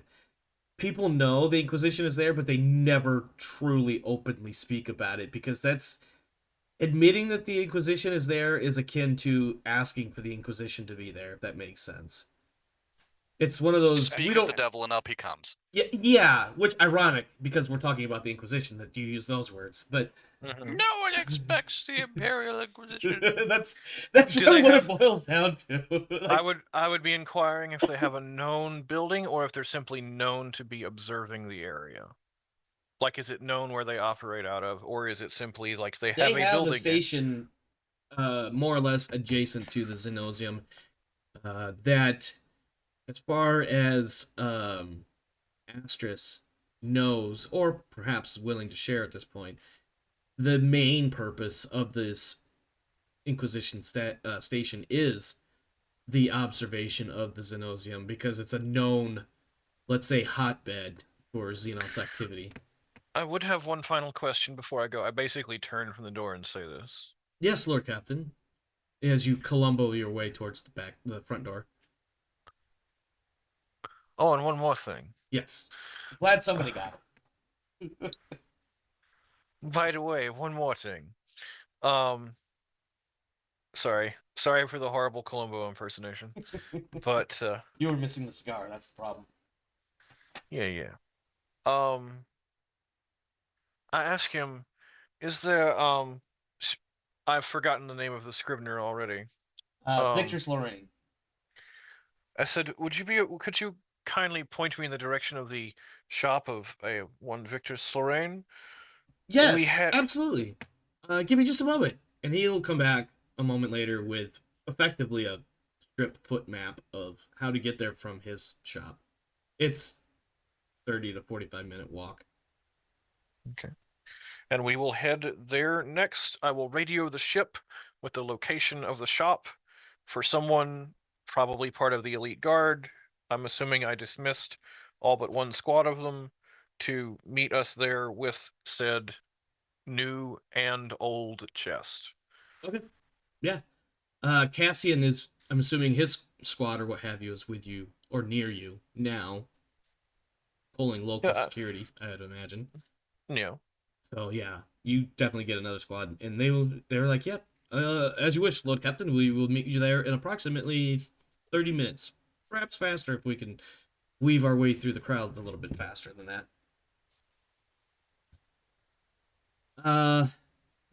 Yeah, when you arrive, there is indeed Victress Lorraine, who, for some reason, I apparently didn't give a physical description, so just picture some old crusty, bent over, hunchback sort of guy. Picture somebody like what Grand Maester Pycelle tries to pass himself off as. You know, old and decrepit and leaning heavily on a staff or something. Robes, heavy chains. That's what this guy actually is. And when you arrive into his shop of charts and other navigational based equipment and arrays and whatnot, he almost straightens up in excitement that there is custom. Ah, it's been so long since I had new custom. You're the Lord Captain Brigadier Van Breeze, yes? Close enough. I said that right, didn't I? Yes, of course.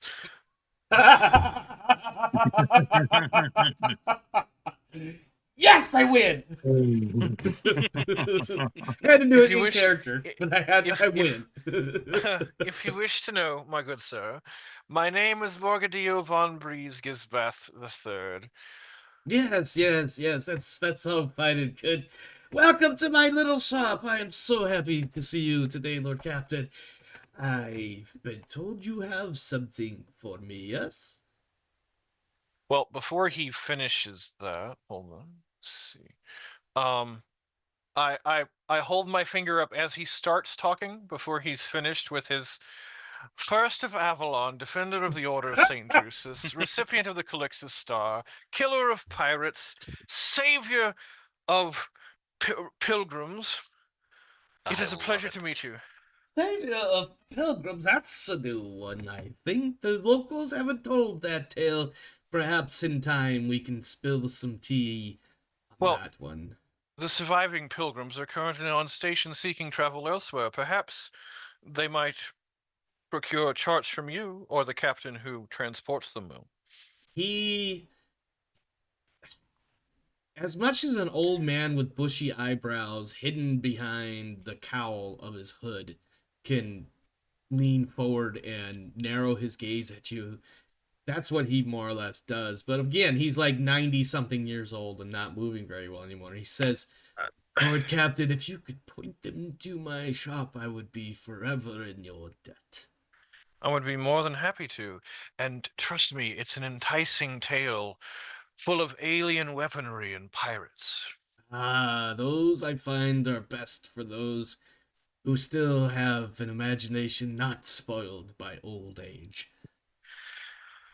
At any rate, you have something for me from my old friend whose name I can't remember right now.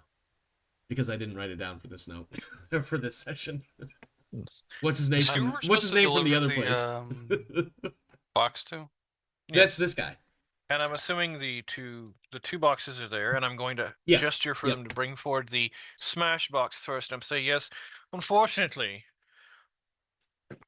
as we were so waylaid by pirates on our way here, in the process of destroying one of the pirate vessels and rescuing those pilgrims, there was a bit of an incident in one of our holds, and the box was severely damaged. And I'll gesture to it. I'll hold up a hand to forestall any comment or outcry from him, and I'll say, however, we were able to save the contents, and since we damaged the crate that should belong to you, we have secured you a new strongbox, and here are the keys. Okay. I want you to make a deceive roll. I will give you a +10 because you have gone to quite an extent to convince this man that you are not as horrible as you may otherwise appear. And there are elements of truth because some of the things actually happened. Some of them, but not necessarily in direct relation to the destruction of this box. There is no deception. We had a hold that was destroyed. The box was damaged. The box was never actually in that hold, though, as I recall. But please, make your deceive +10. Excuse me. Okay. Just because I'm going to think it's entirely amusing as fuck if you fail this roll and I have to play an angry old man. So that's going to be a 54. Okay. I'm double checking my bonuses.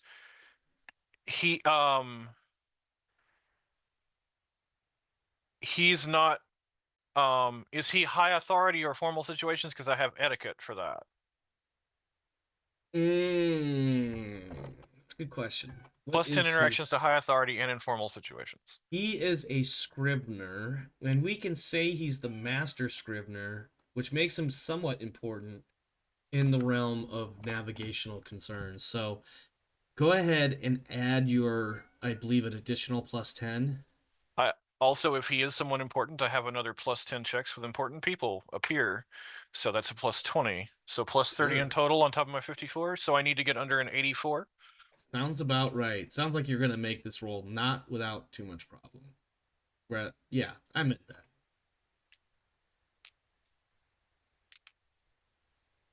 And you got a 53, which would have succeeded without the modifier. So, yeah. He takes a moment. And he definitely has a look of, what happened? And then you hold your finger up to to allow yourself to finish your story. And his demeanor changes a bit, and he says, that's somewhat tragic. It's a good thing that there's not too much real value. I mean, a book is a book is a book. But I hope your ship fared well, you and your crew. No casualties of note, I hope, in the completion of this task. There were some crew that will have to be replaced, but the pirates are the ones who suffered the real losses. Well, is it really a loss if it was pirates? And he chuckles as only an old man can chuckle. Probably some dry coughing in there somewhere, too. I said the only loss is the loss of a good ship that could have been in my service. I can see that, yes. If you could just give me a moment, Lord Captain, I will take this into the bank and retrieve your... Oh, what's the word he would use here? He doesn't want to use payment. That makes it sound cheap, but... Remunerance or remittance? Yeah, your remuneration, I believe is the word that would work. While he is doing that, you have someone entering the shop, and I want to say that you are not given any heads up by your guard detail, who probably posted outside. But before you go into the how the fuck is that physically possible, because I know that's what you're doing, the man that enters is, let me see. First off, let me drop this. Objects, okay, trader. Where is it? Here. So does he announce his entrance to the shop, or is he trying to sneak in? No. There's no announcing either, but he definitely, the door swings open with some authority. This man walks in. He is basically dressed in what could otherwise be considered plain clothes, but he's very clearly armed with a bolt pistol, and there is a badge prominently displayed on one collar lapel of his jacket. And the item I dropped in the middle of the table there is the badge that's on there, and he approaches... so it's a member of the Inquisition. Okay. Well, there's more specificity to that. Is that an Arbites? The Ordo Xenos. Oh. For those, but none of you know in character, so if you want to know, you're gonna have to make some rolls. I want to know, but what role is required? That's a great question. Let me review my character sheets to see which role might be the most important one. Common lore, probably not. Because even though we've decided that they are somewhat known, it's kind of an unspoken secret that they're not known. Something like that. Actually, you know what? Common lore Imperium at -10. Forbidden lore, anything relating to the Inquisition, or even scholastic lore, if you have anything relating to the Inquisition or the Imperium. What about Forbidden Lore Xenos? I will allow that one at a -10 only because of the cross relation, if that makes sense. No -10. Just, straight up Forbidden Lore Xenos. I feel like you would know I feel like your You would have knowledge had of gotten that somewhere, yeah. yeah, you would have gotten some sort of a briefing that said, if you find these alien scum, make sure you let your local Inquisition office know. You may need to report yourself for decontamination. And of course, the 40k version of decontamination is a full frontal cranial ventilation. Or working for the Inquisition forever and ever Yeah. and ever. Yeah, exactly. Whenever you're ready, yeah. Forbidden Lore Xenos. That looks like a Damn. success. So you absolutely recognize that this individual and character is a member of Ordo Xenos of the Inquisition. And Does he have a I rosette? will, do I you will communicate? mentally convey that information to every member of the party. As That's in soon the as he mind network. mentions that I will be looking for a rosette, I'm gonna ask out of character, how important is it that he has or does not have the rosette? so the rosette is the symbol of absolute authority. It's the emperor is talking to you now. Ah. So you're If looking he's to see if not he's a if he's not messenger or if he's holding a rosette, uh-huh. and it's not to say he has to be wearing the rosette, but if there's a rosette, stuff's about to get real. Anybody who's been in the guard has seen a world that they just fought for go Yeah. gone because of somebody holding a rosette. Yeah. So he does not have a rosette, but I will Okay. point out that this badge is openly and prominently being just it's not huge or anything. It's Mhm. your lapel pin, but it's very clearly no mistake that this is an individual with the Inquisition. And he's carrying a bolt pistol, not in his hand. It's holstered. So Reinhardt's stress level will go down upon not seeing a rosette anywhere. So what There I'm is hearing still is a heightened level of stress. so what I'm hearing is you but- went from stress 1 to stress 8, and now it's back down to about a 5. But yeah, this individual will approach. He will bow, not very deeply, but out of respect to the rogue trader, who is indeed a warrant holder signed by the God Emperor himself. So it would be foolish of him to not render proper respects to the Lord Captain. But he does approach casually-ish, and he says, Lord Captain, I have been tasked with conveying a message to you that my lady would very much like to meet with you at your earliest convenience. Please. Would that be at the Inquisitor station just outside the Xenosium or somewhere else? It would be, indeed. And the fact that you know that. Let me rephrase that. He says it would indeed be just outside the Xenosium, Lord Captain. And then out of character, I will say, the fact that you know that is not lost on him. Like, there's no stutter, no, like, he knows where we are. Mm-hmm. He's well aware that you know where they are. He says, also, with respect, Lord Captain, we all know you are a busy person, but if you could make this your very next act, my lady would be deeply obliged. Would you be informed as to the topic at hand, or merely that I am to aid the Inquisition in some form or fashion? I am not at liberty, Lord Captain. You would have to speak to my lady to get all the details. Bum, bum, bum. Very well. You may pass my regards on to your mistress, and that I will meet with her at my earliest available opportunity. He takes another bow. And I'm trying to figure... Go ahead. I'll let you say what you're going to say while I'm trying to figure out what he's going to say. Or if you wish to ensure our haste, you may wait in the general vicinity and accompany us to your mistress as soon as my dealings here are finished.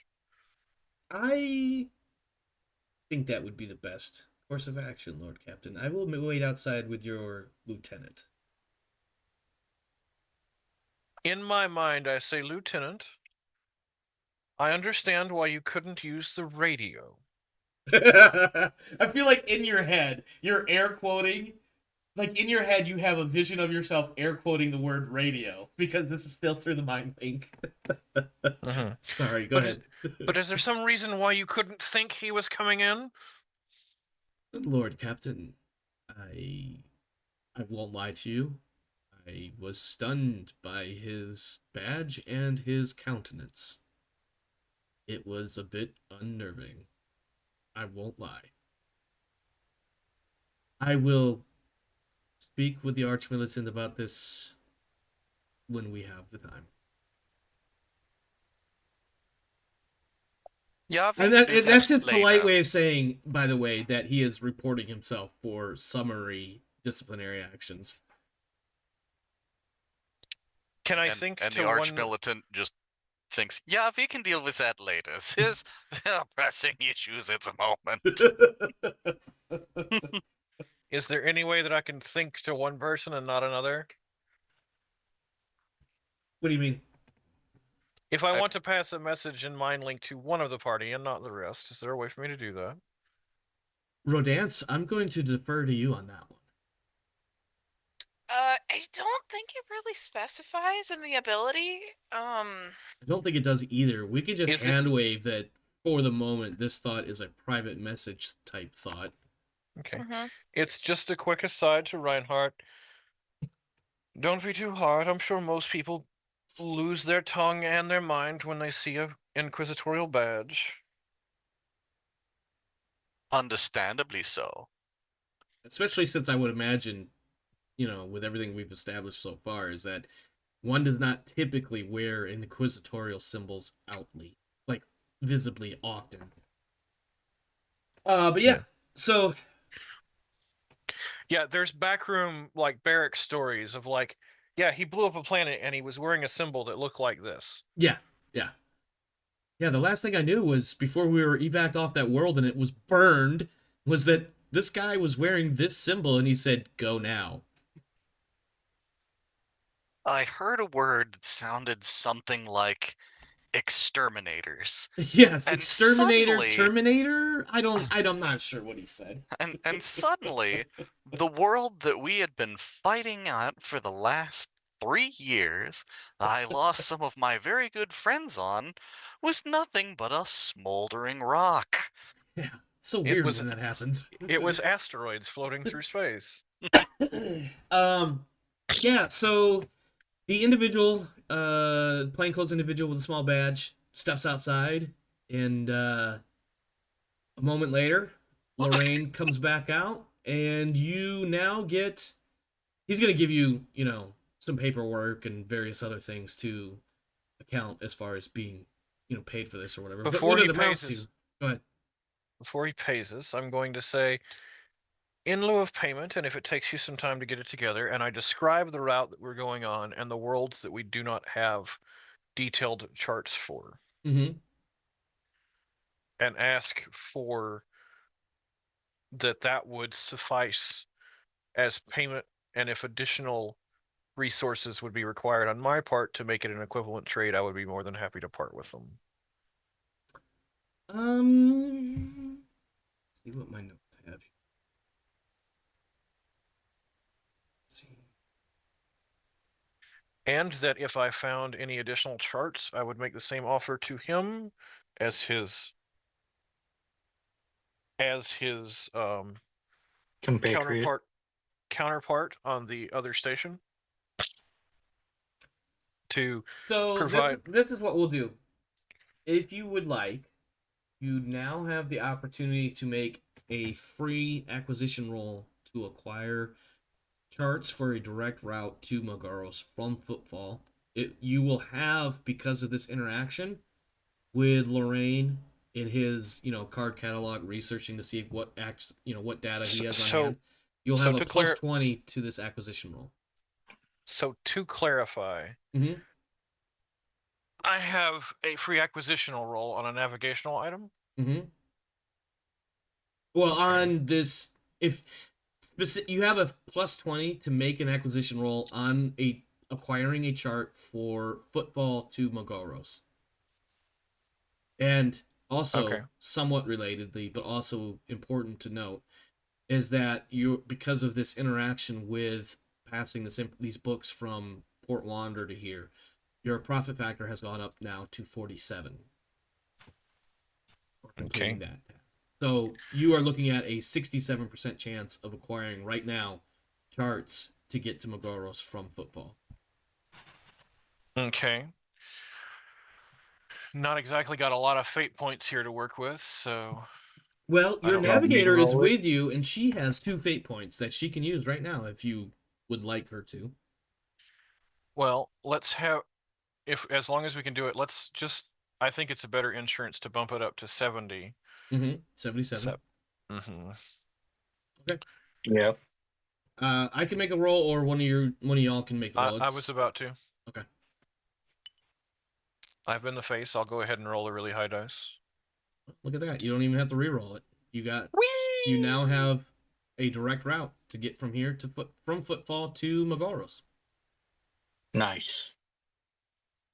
Excellent. It is, gentlemen and lady. It is now 10 p.m. Alterios is going to wither up like a dried out, rotted pumpkin if we stay up much longer. I believe he already has. Yep, there he goes, right there. He just faded out in a pile of ash, a la Thanos in the Snapping. So on that note, let's end it here. Take 200 experience points apiece for tonight's session. I know it was a little short, but you know, sometimes shit happens. 200 is good. Yeah. That'll buy a skill. Yeah, it will. Or a talent, Yep. depending on the talent. And speaking of talent, Warner, why don't you give us some feedback, and then we'll work our way around through the rest of the crowd. I had fun tonight. There were only a few places to insert myself, but that's all right. Not every episode has to be easy for everyone to jump into.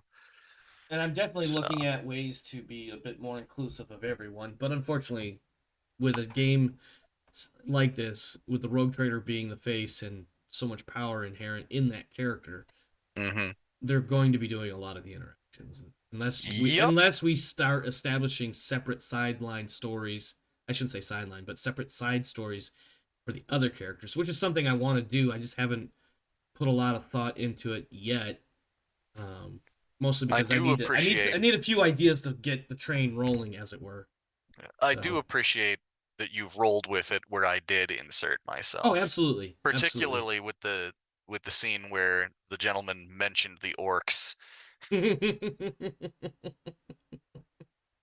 Well, the orc presence in that particular part of the Expanse is not unknown, so that may or may not be some foreshadowing. And some of the things he was saying was definitely more generic for the Expanse as a whole.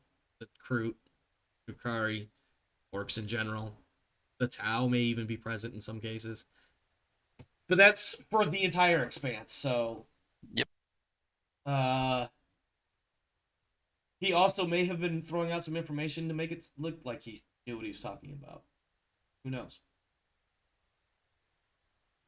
You got anything else? Any other feedback or outro related comments?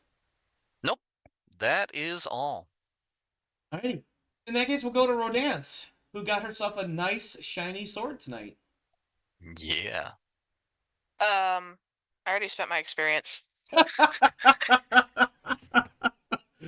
What? I gotta know. What did you spend it on?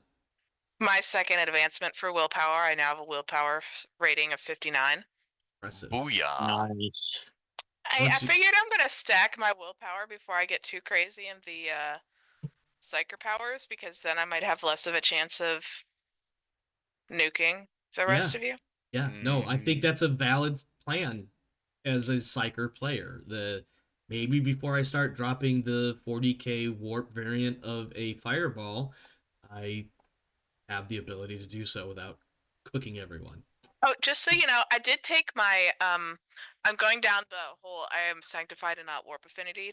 So my default like abnormality that I inflict when I roll powers, normal and higher ratings is I make frost cover the area around me. Oh, nice. I love that one.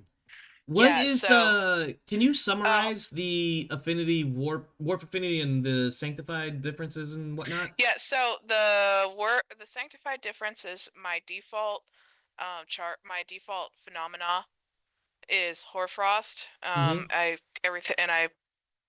drop the temperature for an instant, and a thin coating of frost covers everything within 3d 10 meters of me when I roll on the phenomena table.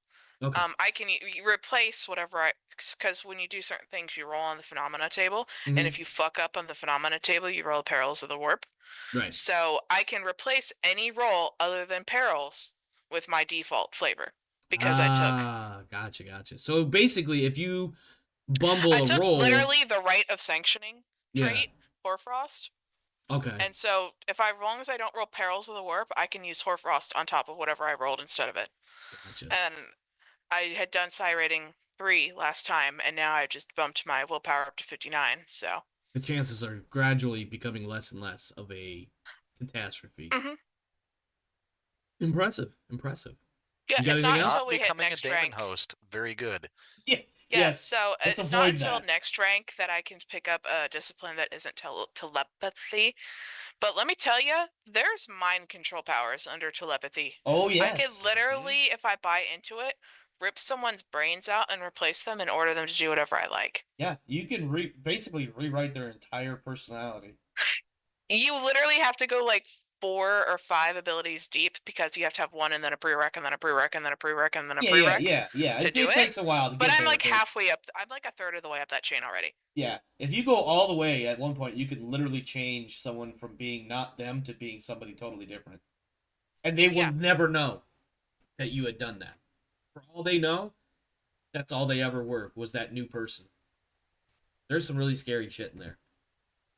And then there's So, also on the other when side I'm things like sitting there just biomancy. quietly staring at all of the social scenes, it's Mhm. because I'm debating on how I can really, really mess with people later. Winter is just that scary person who walks around behind Rev's character Yeah, because you know that if she flips her shit, it ain't gonna be good. yeah. And yeah, so the force sword I have literally gets extra penetration and damage, and it flips to energy damage, and it's mono, so it has even more penetration. It's insane. I love it. I love it already. So like if she does slap somebody, she's doing it as a best craft mono sword with extra penetration that does energy damage with a bonus based on her psi rating. Yeah. Yep. Sounds like I get an extra special action where I could half action and then just torch them from the inside out. amazing. So I could stack even more. So my weapon can't be destroyed by a power field, a power weapon field.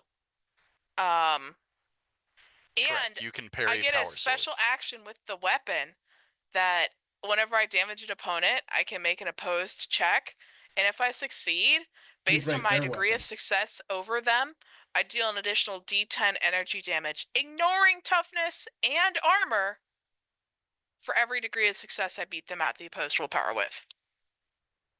Christ, that's scary. Who let her have this toy? Whose idea was this? Mine, actually. She's just gonna be like, orcs? What orcs? Literally, all I have to do is walk up and hit somebody and then kick. That's why the other reason I'm stacking willpower Mm-hmm. is So you because can when I start for going that to one make roll. willpower checks, Yeah. they're just gone. Like Yeah. if I beat them by like 4 tiers of success, I'm doing like 5d10 plus 8 damage. Yeah, You guys, psychers you can guys, do you know, and the fucked up part is crazy, this is still the crazy intro stuff. adventure, by the way. And you guys are like, orcs? What do you mean orcs? No. The thing with psychers is that they are the high risk, high reward. Yes. Like the Yeah. whole thing is, oh yeah, they're scary, but they're scary 8 ways from Sunday. They are scary to themselves. Yeah. So Yep. Absolutely. Like, can't you just stack points and willpower and just never have to deal with any of the bad stuff? You know, It's I not a thought never that. deal with that. It's a I you will thought at that. some point. It's like riding a motorcycle. It's not I a mean, I question had of to whether or double not you're going to fuck up crash. a It's a couple question of times in a when. row.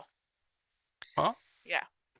Yeah, so I built a Templar Calyx for a Dark Heresy campaign years back, which is it's the Warhammer 40k Jedi. It's a Uh-huh. psyker monk that uses force weapons. Oh Jesus. And I had built it with the express purpose of never ever having anything bad happen to me based on warp rolls.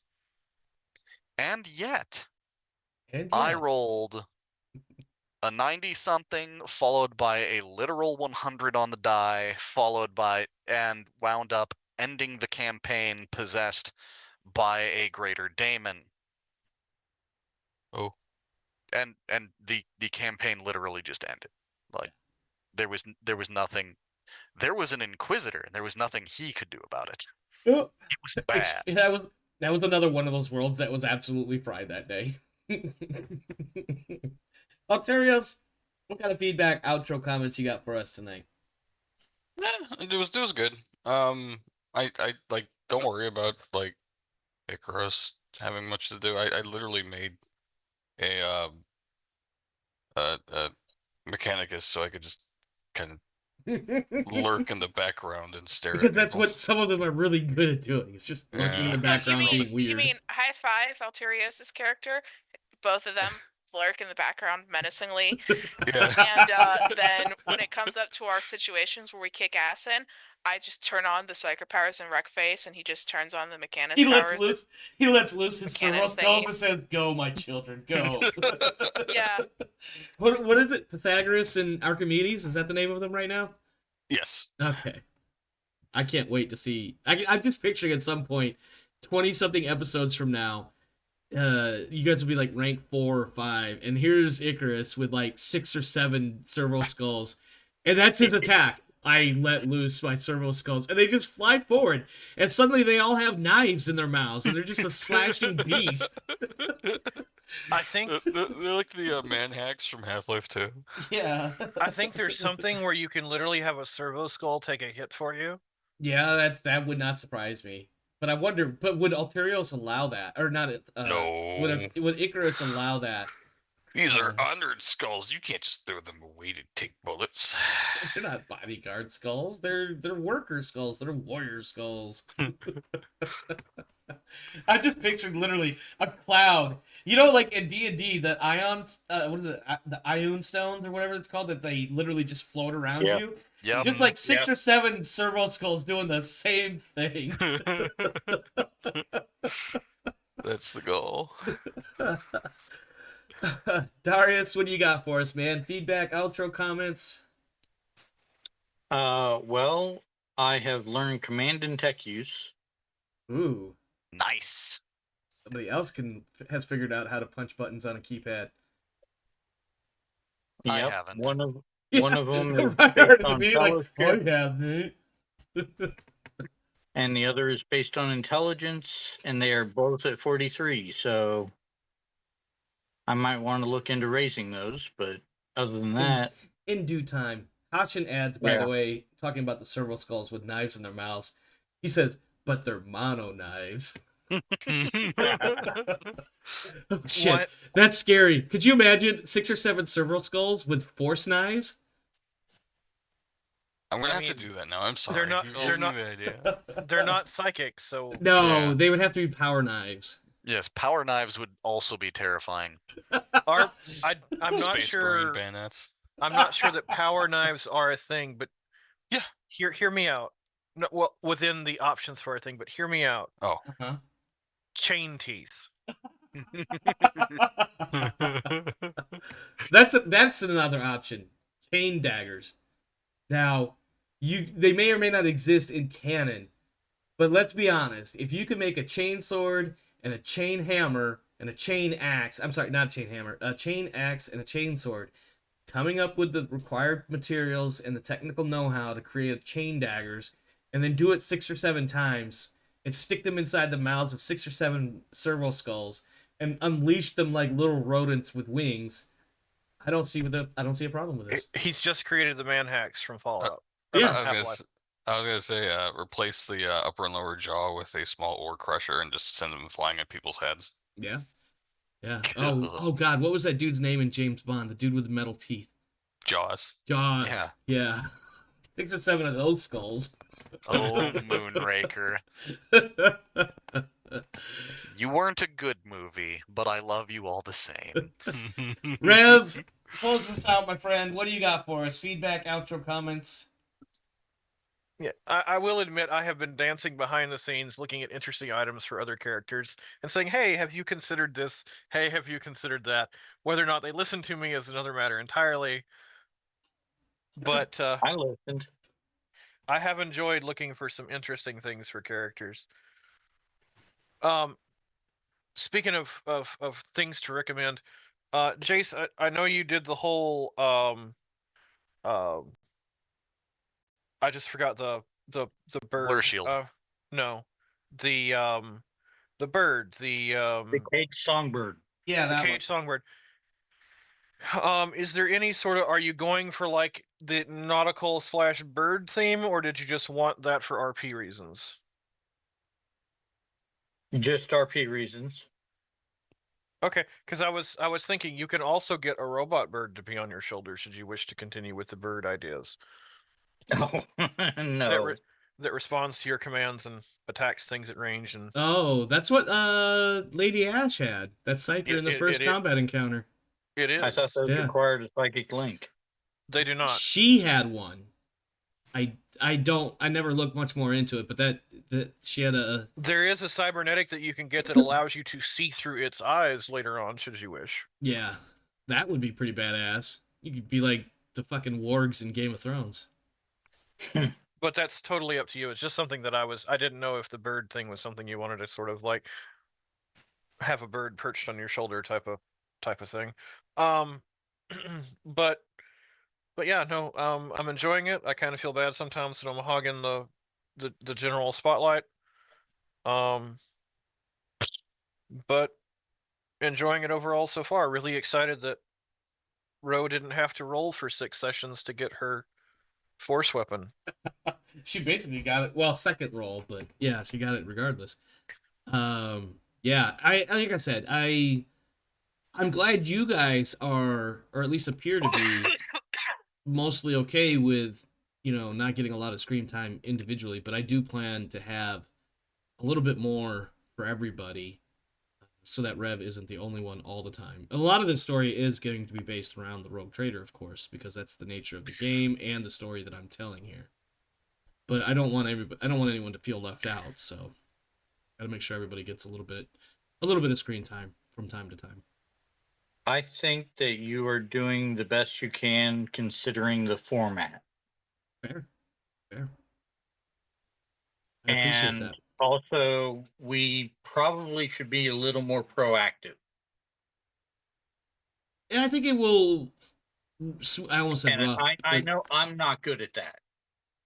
Yeah, I think it will get better over time. I think the story is, while a little bit slower than I expected to develop, the story, especially now, is starting to pick up a little bit of pace. Not so much pace, but there's a little bit more to it than, the last several sessions of, we just got to make it to Footfall, and now there's a little bit more impetus and a little bit more motivation. Like, for instance, now you know that the Casbolica believes there may or may not be some interesting things on this treasure ship, which you kind of already knew, but they are even more interested because they think that you are the next best thing as far as figuring out where the ship is.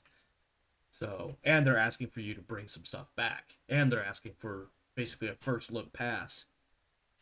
So, well, they're getting a second look pass. If there is an item that is, to be clear, what I agreed to, and to make it clear to the other player characters mostly, since that you agreed to it, is that if there is an item, a Xenos item that the player characters think would help their character, they get first dibs and Casbolica gets second. Yeah, as far as Casbolica is concerned, it's first dibs for them. But some of that is hair splitting, and some of that is just them being them. Just so you know. Well, they don't know what my companions picked up first. Yeah. But I also said, barring anything my companions want, you get first pick. Yeah. Like, they'll understand that they may or may not be looking at a full manifest of everything that you come back with. Mm-hmm. And also, especially if some of those things need to go to the Inquisition. what you guys decide to do. I mean, the first scene we're going to have is the Lady Inquisitor that has, politely but demanded nonetheless, because what else do you expect the Inquisition to do? Yeah. Right? Come have a meeting with me, or else. But she didn't use those words. She was being far more polite. Well, we're not going to have any inroads with the orcs in the Xenosium, nor would I take it were it somehow an option. But did you want inroads with the orcs? I guess that's the question I need to ask. Well, would you like to work out some sort of trade arrangement? Were there not a member of my crew I already stunned had a deep resentment and hatred of the orcs? So what I'm hearing is you got to figure out how to get rid of Reinhardt, and then the trade empire begins. No, I'm aware that the orcs really only trade in teeth. More, I mean, if there was an orc in the Xenosium, would I be interested in talking to him, but not under the circumstances. Reinhardt is, with his gun. Right. If there is an orc in the Xenosium, I may be able to hold myself from destroying him outright.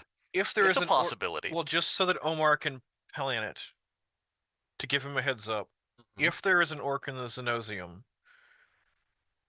and you are interested, Warner, my character would be suggesting that you challenge the orc. Orcs love fighting, orcs love challenging. You want to kill an orc, he wants to fight, and I don't see why everyone can't be happy at the end of the day when you blow his brains out. Except for the part where the orc was probably going to win. There is that potential, yes. It's a pretty big potential. Orcs are mean. It's not definitive, but it's a pretty big potential. At any rate, but what I was getting at in the larger picture here, he really jumped in at the right time to keep me from doing the outro. Go ahead. I did. I'm trying to give you a heads up as to my character will be looking for Kroot or Drukari who may have either knowledge of the area or be willing to act as intermediaries to avoid conflict with their allies in the region, should they have any. Ooh. Drukari. I just feel like any sort of interaction with Drukari is a bad idea, period. Drukari is a very tiny maybe. The Kroot is much more likely in my mind. The Kroot are at least willing to hear what you have to say before they decide to destroy you. And in fact, the Drukari will just take their sweet fucking time destroying you. They were going to relish every moment of your pain. Well, if there is an ancient Drukari relic in the ship, it might be worth bartering with them for some sort of... This is true. And I don't know what you have planned for us, but with the Kroot, one of my potential bargaining chips is we do have enemies in that direction, and should Kroot wish to tag along for lunch, there will be lunch available. Yes. We'll see. We'll see how that plays out. I have a few ideas about a few things anyway, so we'll see what happens in the coming weeks.